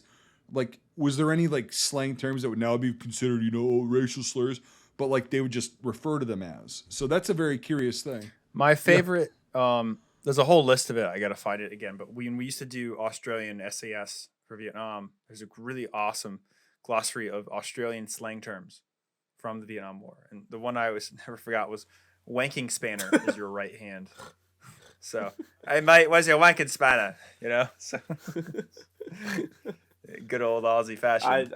Now I want to give Danger Close a 0 out of 10 because they didn't use wank spanner in their dialogue. Well, there is when we do Odd Angry Shot, they use all that shit. So that is a movie that people have been hounding us for. I know. We'll get to it. It's a very good movie. It's also an ASASR movie. Wanking spanner. It's basically like the equivalent of like what I was told like in basic and shit is like your dick beater. Yep. Mm-hmm. It's like I don't want your nasty little fucking dick beaters anywhere around my fucking area. Get the fuck away from me. Cocks and grab your socks. So do we want to start on now that we've educated everyone to use Vietnam slang? We should. In all honesty, though, Nate, like you can put that on there. Like nobody's gonna give a shit. No, I'm probably gonna keep some of it on there. But it is like it's literally historical context. It is. No. It is. I mean, like, it's and I also do want to know if there was any Vietnamese. No. Like, so do I. So do I. So. I really do because I read there is one and I can't remember what it is. Yeah, Brian. I can't. I know. I remember it from either a movie or something I read or the countless like Vietnam like YouTube rabbit holes you go down in. I'll look through some of the memoirs I have. Some of the funny things that you do find when you read like about American soldiers fighting, like from an perspective. Like for example, the Japanese said that American Marines smell like goats. Yeah, because every soldiers have smells, And for example, they said the Japanese smell like chrysanthemum because they would use chrysanthemum a lot, like perfumes, just to try to clean themselves in the field. But it's kind of a funny thing. So if you're a goat farmer or something, although you got a bunch of Marines around you, right? I was gonna say the first thing that came to my mind was goat fucker, but I wasn't too sure what. But but the thing is that we've also talked about how with the Korean War stuff, how the Chinese smell like garlic. And that was a big thing. A bunch of other stuff, and so it'd be interesting to see what that comes off of. But anyway. But yeah. I'd be genuinely interested. And it'd be cool to have somebody that like had somebody in the Vietnam War from Vietnam, like somebody who has a grandfather or. Let's go to Vietnam and find that man. Hey, what would you call me? Let's go to Chu Chi. What do I look like to you? Let's make a video of Birch trying to get into the tunnels. Yeah, not gonna happen, bud. What do you mean the cave in this movie was like the size of a subway tunnel? Yeah. Here's a flare. I'll give you a flare and a revolver. Okay. Fair enough. I'll do that one. Yeah. I'll just get through the smell of dead fucking rotting bodies. Here we go. Yeah, right. All right, so the M14. Yeah, the M14 they have on the stock picture is not what he carried. It's a fiberglass stock completely. Yeah. It didn't take me long to figure that out. And it's probably just in the Renko M14. Right, and the Arvin guy's like got a fucking decent... He's got a real M21. Yeah. So with the art scope on it and everything. Yeah. So, like also, that's why the rifle you beret? should be using. Like, again, Arvin's strange. The beret shit. Like, it's a movie thing. Anyway, but let's go down. But isn't he technically like what's South funny? Vietnamese or something or North Vietnamese? Well, yeah, he's Arvin. There's a scene. There's a really good movie we'll get to eventually called Platoon 317, and it's about French troops trying to fall back from an outpost. Because long story short, after Dien Bien Phu, they pulled in a lot of guys that were in random outposts, just like to Hanoi or the major hubs, because they knew that the war was basically over. And a lot of those guys never made it from their random places. So it's about these guys that escape. And long story short, there's a scene where there's a French, Vietnamese soldier with a Moss 44 sniper rifle. Like in an ambush sequence. And and it's really hot and it looks just like this sequence where the guy's got an M21. So to me, I'm just like, is that copied? Like, it's interesting. But yeah, totally wrong. Yeah, anyway, the A1, yes, they would have been around, like I said, but the 30 rounders, that's a complete fucking no-go in 68. Yep. It's not gonna I'm happen. gonna try. It's amazing how you can throw that thing around so easily. I will try to put a GIF or a clip in a corner of him hip fire jerking that thing. I will try to fit Please it don't. in the pod. It's amazing. It's really it's out there. Those are A1s, so they got the full fucking defense on them, and Well, it was filmed in Australia, so it's like those are probably ones that were in Vietnam, or yeah, the ones and they were that also bought, so. in service. Yeah, That's the funny thing when you do get, countries that make certain movies because they have surplus that's there. Unlike the States where it's like just it could be Rock River, it could be whatever. right. No, those You are know? like used fucking like M16A1s. Like it's good shit. Oh yeah. Those are an 18-year-old beat the shit out of that thing. For sure. You know, like it's got that look. Yeah, the Type 56. Yeah, Very perfect. common. Made the same factory that made the real ones. Like, Yep. Well, man, the same machinery. yeah, They sent it to China. Mhm. But yeah, milled receivers, love it. Spike bayonets, yeah. a Norinco Type 56 or Type 56-1 from the 80s is a real gem. Like, one of the best imports they ever made. Or just they're so good. They're out of the box, it's like, it's one of the only firearms out there. Like, because even an SP1 is wrong for Vietnam. Honestly, they're specific. banned Yeah, now, it is. right, from the States. Like we can't get any more. Most of them were banned in the original 94 or the Brady bill cut into a lot of it. I mean, Right. it's a lot of reasons. But the ones that did get here, they're just like, I don't know, just Dude, I would nice say, fucking pre-bans. honestly, Brian, what do you think? I would say that you go M72AB, or I'm sorry, M70AB2, and the Norinco Type 56-1, I think are the best fucking AK variants that were ever made. Yeah, Yeah. I agree. For the civilian sporting market or just for a sporting market, I totally no, agree. in general, like military use as well. Like, Mhm. I think those two were the best quality, and they were really good. I mean, people will disagree with me. I don't care, but like, people think of Chinese made weapons as shit, and it's like, no. No, that's a boomerism. That's come Yeah. down through generations. Because I used to think that too until I got my hands on some recent Chinese SKSs, and I'm like, Well, yeah, my Chinese Holy- SKS that holy was fuck. sent to Albania. yeah. It's beautiful. I love it. Now there's as much some. as Now my there's Yugo. some because the SKS is next. Now there's some SKSs from China. They're absolute shit, and I think those are the ones made in like the 1980s. Well, they were made for the civilian market. Yeah, Yeah. the Norinco ones that were made for the civilian market. Yeah, Yeah, but they're still nice. They're right? still Okay, nice, but let's- but if in terms of craftsmanship, nothing like a they're Norinco AK. No, they're shit. no. You know, but So let's go ahead and go down to the SKS while we're at it. But no, I do agree with that. They're beautiful. They're just out of the, the box. Yugoslavians and the Chinese, I think, killed the fucking SK or the AKM platform, and like And the thing is, like, you got to think the environment these guns went through in Vietnam, and they still operated great. Like, every Chinese SKS, like even my Vietnam bring back, is beat the fucking shit, but it still works. Oh yeah, And it could take a lot more abuse, even though it's this absolutely old, sure. Like an SKS just in general is just such a reliable firearm.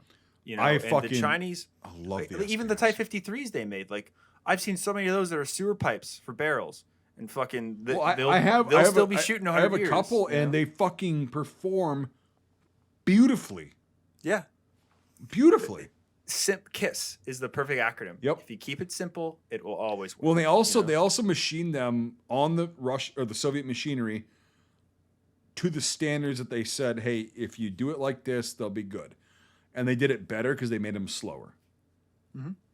And the old world machining, yeah, that's what I think. And this is it for the SKS on this. yeah, that's it. There's only one time you really see it, and it's in this sniper scene, and I use quotation marks. Well, okay, so Shoot that's twice to another the left. gripe I have with the film is like there should have been a lot more Type 56s out there. The SKS rather. There should have been a lot more because those things were shipped in by the fucking plane. I bet load. you I know why though. Blank adapter issues. That's the biggest problem with SKSs Oh, in yeah, every because they're not movie threaded. ever. Yep, they're not. They're not threaded. Yeah. You don't tap them. what movie? What I'd love to see. what Vietnam? I think we movie saw did a bunch do of that had a lot of SKSs. What? Danger Close. I was think. it Danger Close, yes. Danger Close. Which Okay, we were yeah. very surprised. It was one of the better parts of the movie. Yep. Yeah. Yeah, and it had a bunch of SKSs. It's like, That fucking rifle was so fucking prevalent during the Vietnam War. By NVA and VCs. It's like, yeah, the 1911 A1. There's a really famous photo of that really old guy in the cave with one. Yeah. Or the tunnel with one and everything. And that's an early Type 56 with the blade bayonet. And he's got the really cool, like, very early Viet Minh helmet. We call it the trapezoid. And that guy was probably about 5'1". Because, like, and about if I were to 5,000 crouch, years old. if I were to crouch down like that with an SKS, it would look like a fucking Red Rider on me. And like, so that guy was fucking. You and me both, man, because like you and I are the same. When you guys squat, you're still 4 feet tall. Exactly. Yeah. The 1911. Yep. A1. Yeah. I did like that scene where like he wasn't wearing rank, and I'm like, what the fuck rank is this guy? And he's like, well, today I'm a captain, and I'm like, oh, you're one of those lieutenants. Gotcha. Yeah. I know people play that game. Yeah. Actually, honest to God, fairly realistic. You can get away with it back then a lot easier than you can today. Well, I witnessed that kind of shit happen personally when I was in. Not gonna name names. Velcro. Exactly, and this was pin on. And he's got the Cav Sabers sewn on, but he doesn't have his fucking rank sewn on. It's like, But I've the red bar was interesting on his cab patch. I actually don't know what the fuck that. It's come across my path in the past, but I actually don't know what that is. You talking about this thing? I think that was a in-country variant for like maybe. They had the first cab had a something. lot of variants. Yes. Yeah. And so also really quick, little quick. You zoom back in. As an Army officer, you're not the fucking Navy or the Marine Corps or the Air Force. You will wear your branch of insignia on your left fucking collar. You will wear your rank on your right. So that lieutenant right there, that's wearing 2 lieutenant bars, not fucking realistic at all. And there was more than one in this film that did that. So the guy on the right, our fucking jovial, needs a haircut guy, that's correct. You have your rank on your right collar and your branch of insignia on your left as an Army officer. Marine Corps, Navy, and Air Force all wear 2 ranks. So that was fucked up. That was stupid.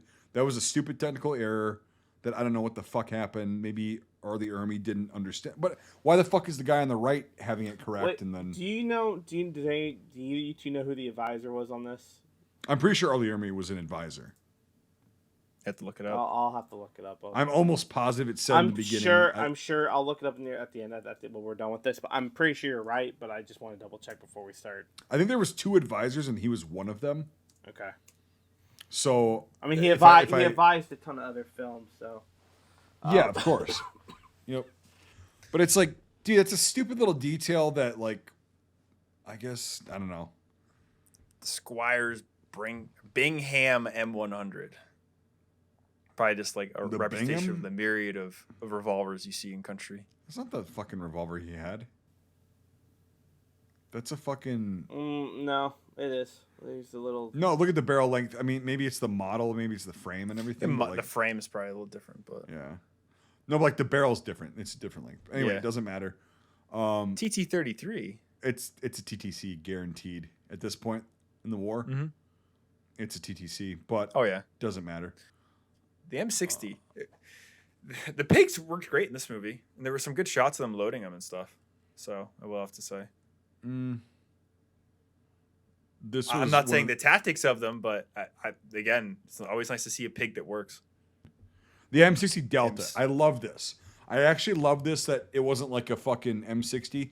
It was an actual Delta where you got the fucking butterfly grip or the butterfly trigger on there. Love those AA sights on the 60. Mm-hmm. They look fucking cool. Yep. That whole what's that this whole one? that whole thing with him. It's right here. That whole like making him a hero and all this kind of stuff. I understand what they're trying to do, but I hated that guy in the movie. It was annoying. Yeah. So what's this one? I haven't seen this one before. No, I've never seen that either. It's 12-7. 12-7. Gotta take out the 12-7. I will, just for audio listeners. The double it's AA the joke we sight, keep doing, but M2. But the double AA, that's really cool. I haven't seen that. I call that the tit sight. I've never really seen that actually. Yeah, because that's not a real thing. Oh, It's That exactly shouldn't it doesn't exist. exist. Yeah. okay, all right, all right. It's So it's a mockery bullshit. of. Okay, got it. Yeah. That's what it Yeah. is, literally. If bullshit was an AA site. Also, go scroll up a little bit, like to that picture right there, where The there's sitting there, the 17 guy's tripod. feeding it. That fucking gun would be so much lower than what they fucking positioned it at. Well, it's on a 17 tripod. That's why. I understand it's the same 17 Yeah. tripod as the VC we're using in another scene. Yep. I get yeah. that, but that gun realistically, like if you're talking like tactically, would have been so much fucking lower and concealed. It should be a lot lower, and it should have a fucking starlight on it. That's the real fucking Vietnam War 50 cal fob. Not necessarily a starlight. I mean, it's early '68. When you and, see like, him engage, when you see him used, yeah, but that's also the exception. It's not really the rule. Like for this point in the Vietnam War, like early '68, it's still like those are going to fucking units that are like 50s are rare, in installations like this. Well, and that's the next point I was going to bring up is like you might have one in a tower, or not Think even about in a the tower, helicopter but like, space that takes up. I it's mean, just it's fucking insane. The M79, yep. Again, great to see this much use of it. Yep. I'll buy it. Maybe the right use, but it's Awesome it fucking was nice weapon. to see. Yep. Awesome. Besides, fucking like the scene at the Dong Hao Bridge in Apocalypse Now, I can't think of another M79. Well, there was a So- little bit in Hamburger Hill, but this isn't the M26. The M26 didn't have the fucking jungle clip on it. So this is an M61. They've incorrectly labeled that. But yeah, I mean, that was the standard issue hand grenade for most of the Vietnam War for U.S. troops. And the M18A1 Claymore. And it's faced the opposite way of the building. So yes. So gonna kill I've worked with these in person. What in the fuck was this scene about? Like, I got radio antennas so you can fucking no. You put the fucking blasting cap in, whichever side is more convenient for you. You fucking have the wire that comes back to your clacker, and you have to fucking have that. Bam, bam, bam, 3 clicks, boom, the thing blows up. So that was a complete bullshit fucking display of how the Claymore actually is employed and works. They just said it on the side of a... I just don't understand. And it's not just this film. It's a lot of films. They don't understand how a Claymore fucking works. It's not that simple to just set and fucking forget. If you set and forget it, well, cool. You just gave your enemy a bunch of C4 and a bunch of fucking steel ball bearings for free. You have to literally... You're connected to that fucking thing. And they're not easy to set up or like get back and deploy. They're mainly used in defensive positions, right? Like when you're setting an ORP up for them, or objective rally point, or a fucking rally point in general, or like just a fucking patrol base at night. Yeah, you go and you set these things out, and front towards enemy means that way is the boomy way, right? But you also have a fucking hard line on that fucker with clackers. And you know where they are, you know who set what up. That's how the Claymore mine is supposed to be employed. And they still use them today, and they're very effective. But in movies, they never fucking get it right. And it pisses me off, and it's like... And also when they explode, it's like this giant fiery fucking... No. It's a big boom with a puff of smoke, and by that time, the damage is done. If you can see the smoke, you survived. You're good to go. Like, yeah. Oh, shit, that was loud. That was fucking weird. But, like, Jesus Christ. Why are Claymores like this thing in, like fiction fantasy that, like, they're just these, like, fucking weapons of mass destruction. Oh, there's a fucking mini nuke going off. No. I don't understand it. And then we'll roll in the final thoughts. But Yeah. it's like Commando with the whole like flip the switch and the light turns on. They're an 80s problem, super weapon. you know. Yeah. Yeah, but how is that still? It's like it's still It's in an action films. movie trope. you know? Yeah. It's just, Okay. Yeah. it's like the MP5 or the M60. Get to the chopper. It's just some things just don't die in films, and front towards enemy is just a very striking thing to see. And for cinematographers that know nothing about military kit, they're like, look at the flashy things. It's just Yep. it's an 80s Yep, super weapon. yep. So, you know. It's just fucking It's- insane. Like, Yeah. It's funny how it's lived on in all these strange forms. that's what I mean. Like, it's like, Yeah. all right, we're 30 years into this shit. the only thing we haven't seen it used is as a fucking frisbee, but just wait. You know. Look, we haven't watched Sisu What- yet, so maybe it's in there some way. What's crazy is that if you read a lot of memoirs and things, like you hear about Chinese claymores in trees that were so devastating, like fucking they were squad killers, but you never see that. It's always like American claymore used incorrectly. So Yeah, and it's just like in Platoon, I did like that where they had the Claymore set out and he had the clacker, and he just fucked it up or whatever, and then like boom, and then it goes off like after the fact. mildew, moisture. I mean, there's a lot of things that can fuck Well, up. also There's a reason there's that they say press the button to test. You know? You have a separate tester for that. You can't test the clacker itself. You have to plug a thing in to test it before you do that. What this thing is like, that's why I liked it in Platoon. There's a safety, a little piece of metal that comes up, and if you push that, it's not gonna do anything, and then you have to fucking physically remove that, bend it back, and then fucking go, boom. But most of the time, or all the time, you're gonna keep the fucking safety on until you need to engage that. And so that's why a lot of people they panic and they just, oh, it's not working. Pull this back and then fucking do it. It does work because if you clack it 3 times and then hold it up to somebody's hand, it will give them a little bit of a shock. A little bit of a 27 kV. Yeah. Well, it's uncomfortable, but it's not like devastating. It's just like, oh, Yeah. it's like a bad tingle. Put your dick Bad touch. in Bad touch. it. Bad touch. So, yeah. Bad Fun. touch. Well, Yep. I think we have arrived at final thoughts. Yep. All right. Who wants to start? As I die. This is an interesting movie. And I say that not because it's like you'll learn something from it. I say that because it's just a very mixed bag. It's not a really bad movie. It's not like a really mediocre movie. It's like this bad movie that gets a lot of things right for some reason. So it's just very strange. And at the same time, you get these really horrible things like 25 fucking, decapitated heads and like all this other random shit along the way.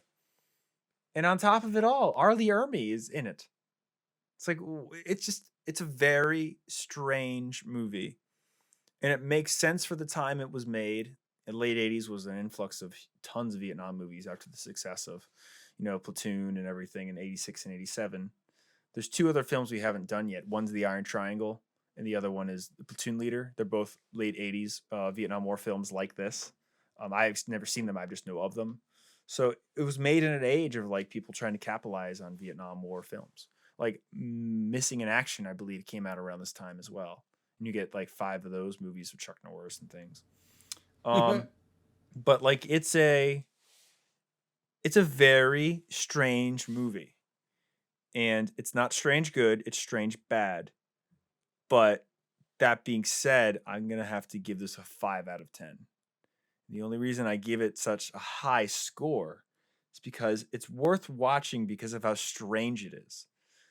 You if you have not seen this and you're just listening to us talk about this, like watch the movie and you'll see what we mean. I'll link it. I'll link Because it on. you just- I'll link it on the description because it's free on Tubi right now. So I'll link it. It's free on Tubi. It's free on Amazon. It's usually easy to find or easier to find, but it's a very strange movie and it's so unique. It's like the Vietnam War's room.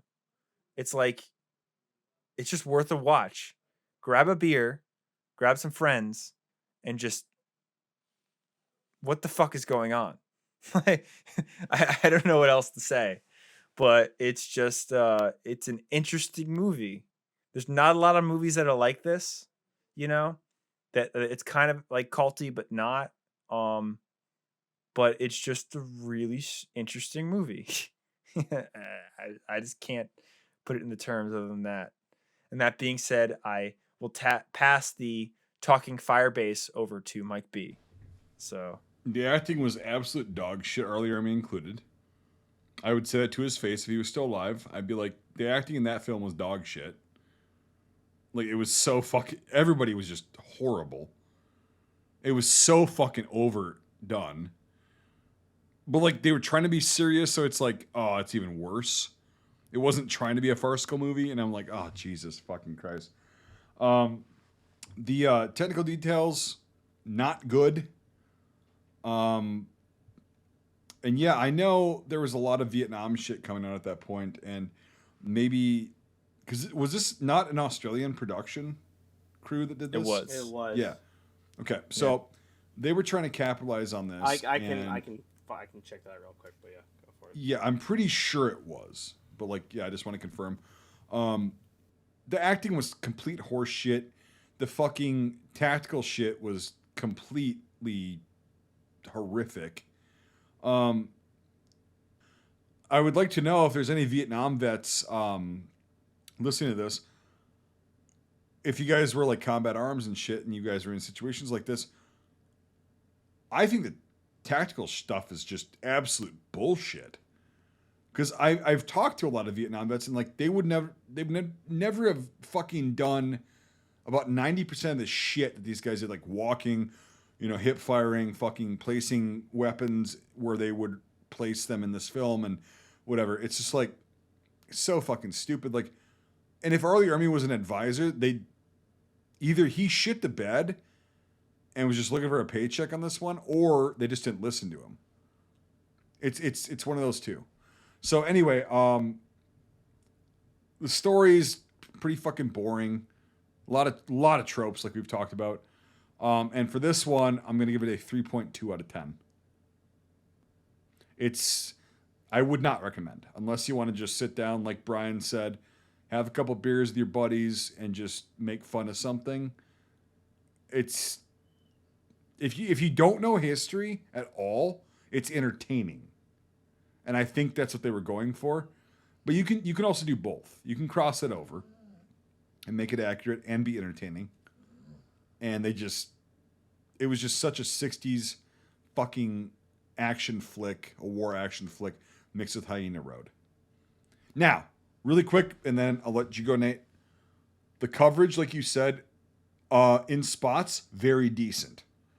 I did love like that first one where the guy was going through the creek, okay, and they had like the camera panning through the creek, the water splashing and like the leaves moving. Love that. Loved that. Loved the overshots of the firebase itself and all that stuff. A lot of good coverage. I do not blame the cinematographers at all. This was all production and direction and acting that fucked it for the whole thing. And writing. Writing was terrible. So, anyway, Nate. I'll just interject quickly. Also, when the movie starts and they all stand up in the field, that was pretty cool.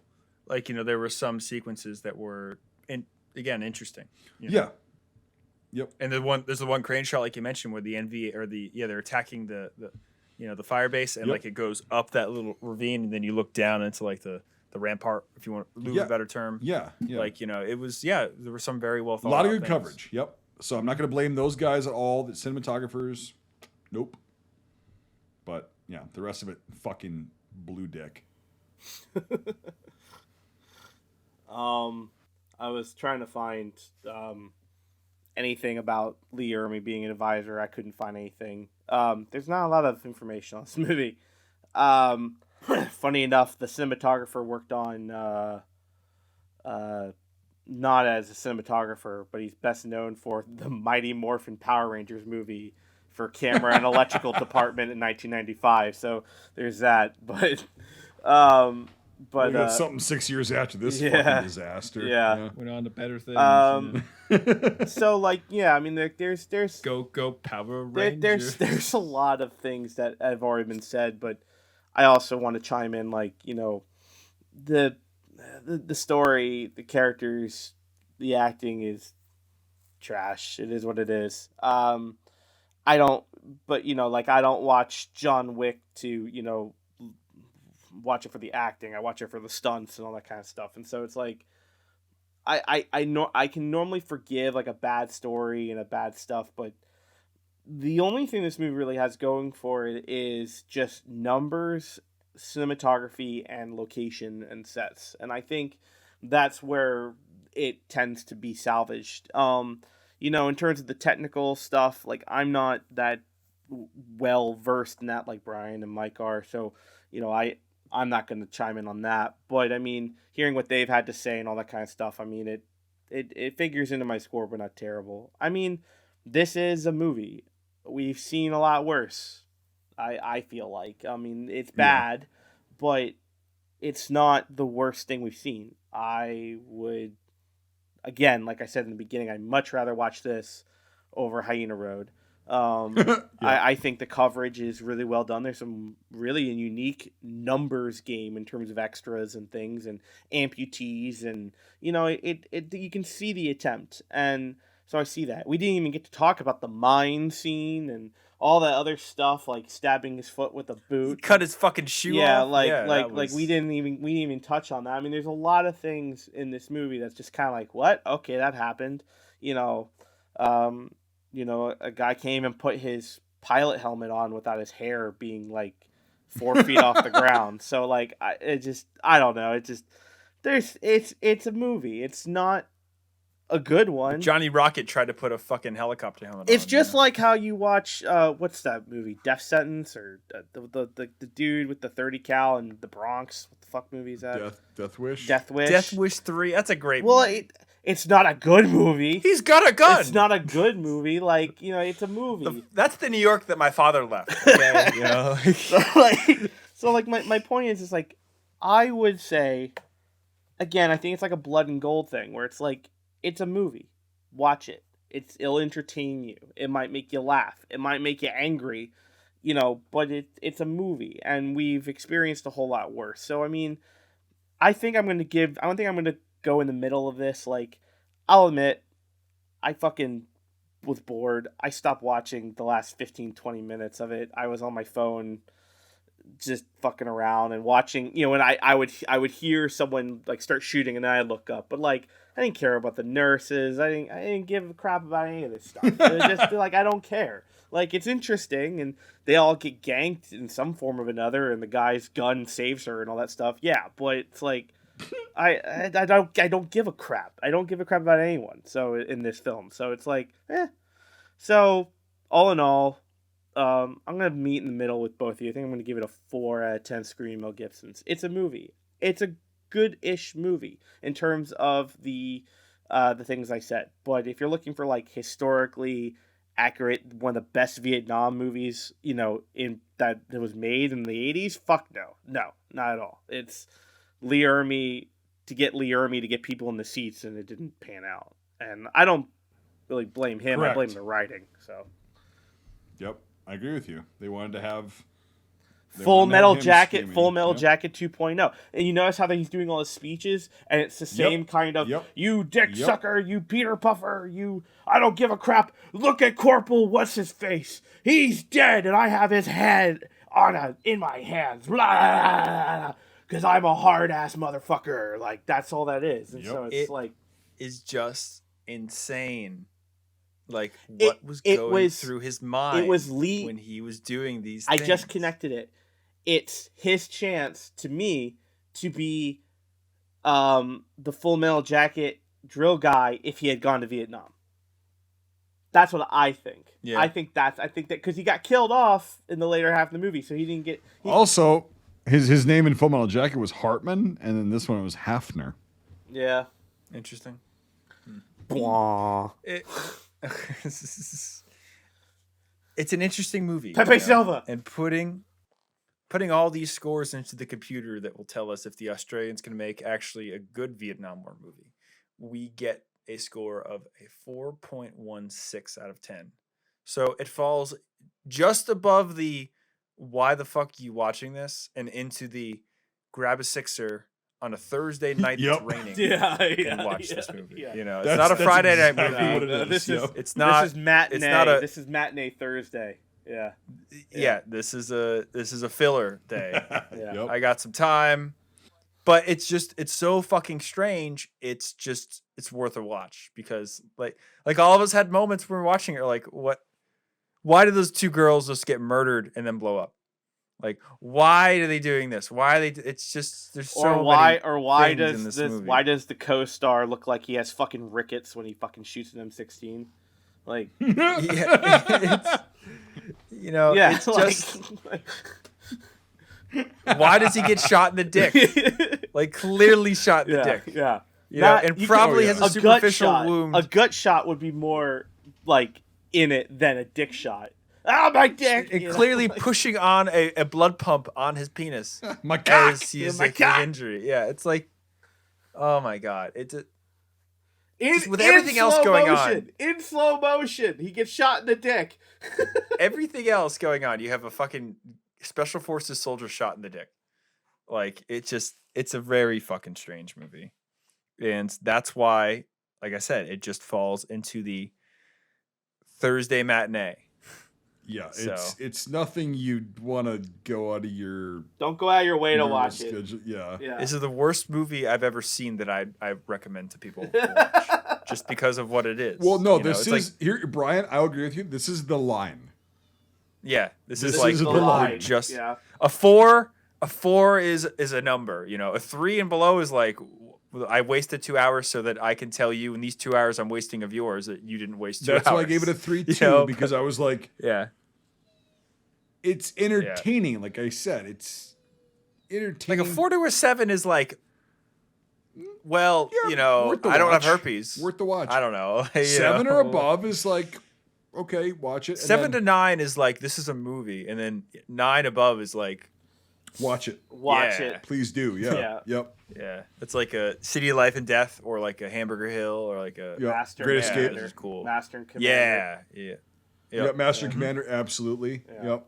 You know, all that kind of stuff. So it's just, but a 4, especially a 4-1, it's like, oof, skin of the teeth. Yeah. But it's fucking strange. But So it's not- That's what makes But it it's shine. not a death nail like Hyena Road and Hurt Locker and No, No. it wasn't that Yeah. bad, but but you understand what I'm saying was like when I said it's a 60s action war movie. no, combined 100%. with Hyena Road. No, 100%. with better yeah. cameras. Hyena Road was like lazy as shit and just like Mhm. trope.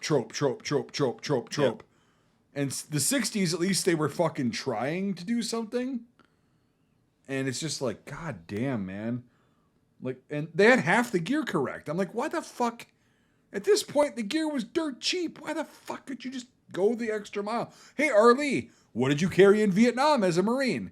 Oh, what did you see the LERP guys carrying? You couldn't fucking do that?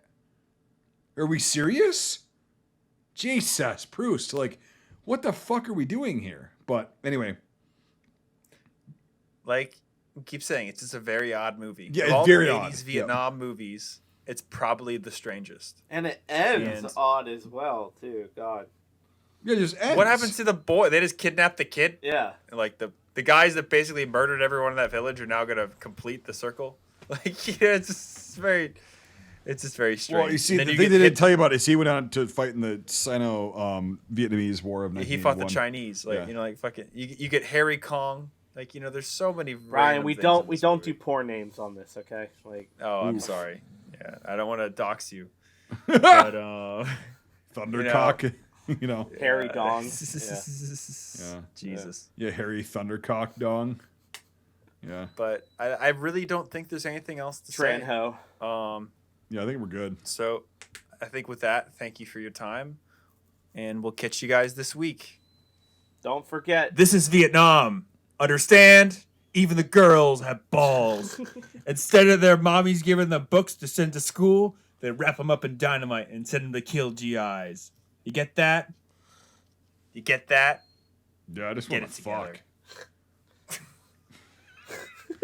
Said pretty much every GI. Said Like, Mike A. Yeah. Well, there's that. Yeah. Get your shit together, Murphy. All right, we good to go? Thanks for joining us. If you enjoyed this episode, make sure to leave a rating. Otherwise, Mel Gibson won't stop screaming. If you like this content, make sure to check out our Facebook, YouTube, and Instagram pages. If you want to directly support our work, make sure to check out our Patreon.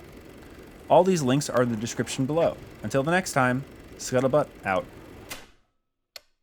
So this is a story I'm not allowed to tell, or at least Nathan doesn't want to hear again. So, we recently did a documentary about the South Pacific and specifically the fighting on Cape Gloucester, New Britain Island in 1943. You're talking as if people are going to hear this. And basically, I did a lot of research. I read, 40 books or something, whatever it was. And one of the memoirs had a very interesting story that just kind of goes to show how horrible it was to fight in the South Pacific and the toll that it did take on these men. So long story short, this guy was a 1st Marine Division veteran. He's trained as a raider. He showed up as a replacement. They made him a cook. He was on Cape Gloucester, Peleliu, Okinawa. Saw a lot of action. Went home. Became a salesman.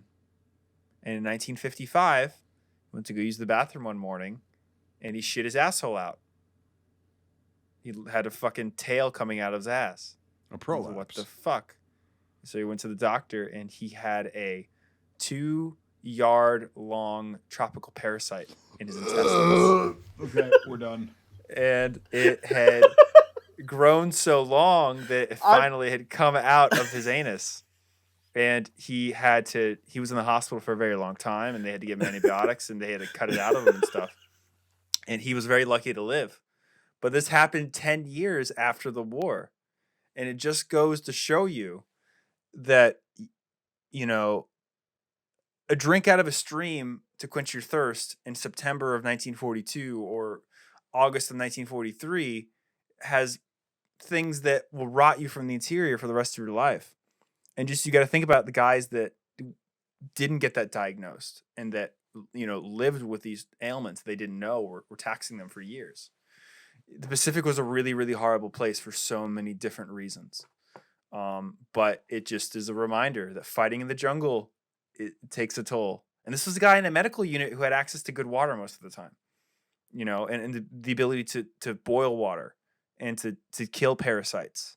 And still, he had a fucking tropical intestinal parasite.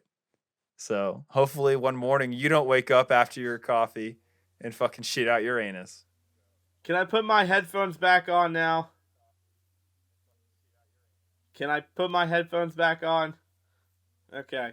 I know where you were at the story because I saw Mike retch. And I'm going to put this at the end of the podcast because this is where we're coming back in to talk about the rest of the fucking movie. Because if you don't want to retch like Mike B, I'm giving you a warning. This will be at the end of the podcast. So, Did I get you back in the group there, buddy?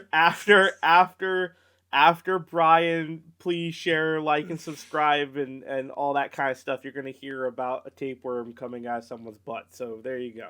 So just warning. It reminds me of that episode of House, and that's what always freaks me out. That's where I've cut back in at this point. But there's your warning. Great Men Cry Too by Daniel Darnell. It's a really good memoir. Yeah. I'd cry too. Don't worry. Yeah, no way. I could even read it's in the epilogue. It's right here. No. Let's get back to the fucking movie.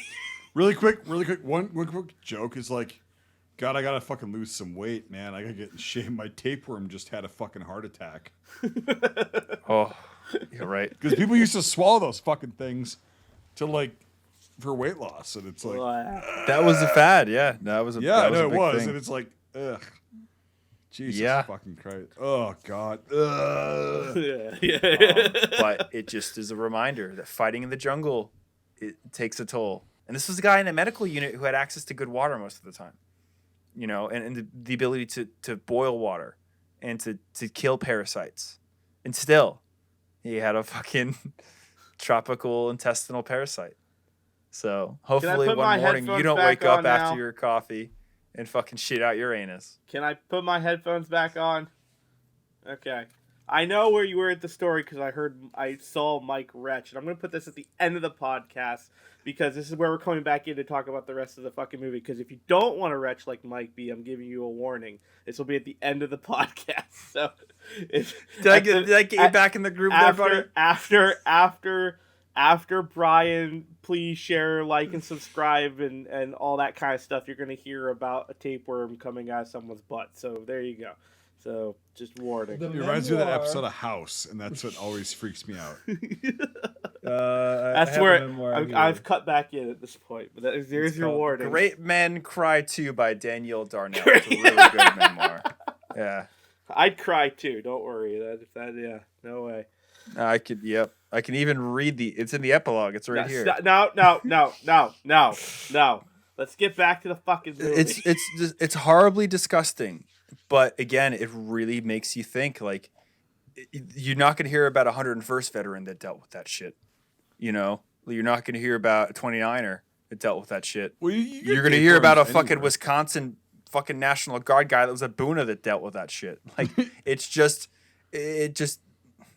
fighting in the Pacific was just its own Pacific is hell. You can't comprehend. There's a theoretical thing. Like, I was at a reenactment a while back, and they're like, so theoretically, man, if you could go back and pick the ETO or the PTO, what would you pick? And I'm like, ETO, definitely. 100%. ETO, 100%. ETO. 100%. 100%. You guys are stupid. The ice cream front. Fucking training troops stateside. Fucking, as my grandfather said, if you wore a uniform, you served. So it's like, well, the world needs ditch diggers too. Well, I shoveled shit in Louisiana. Hey, away she goes.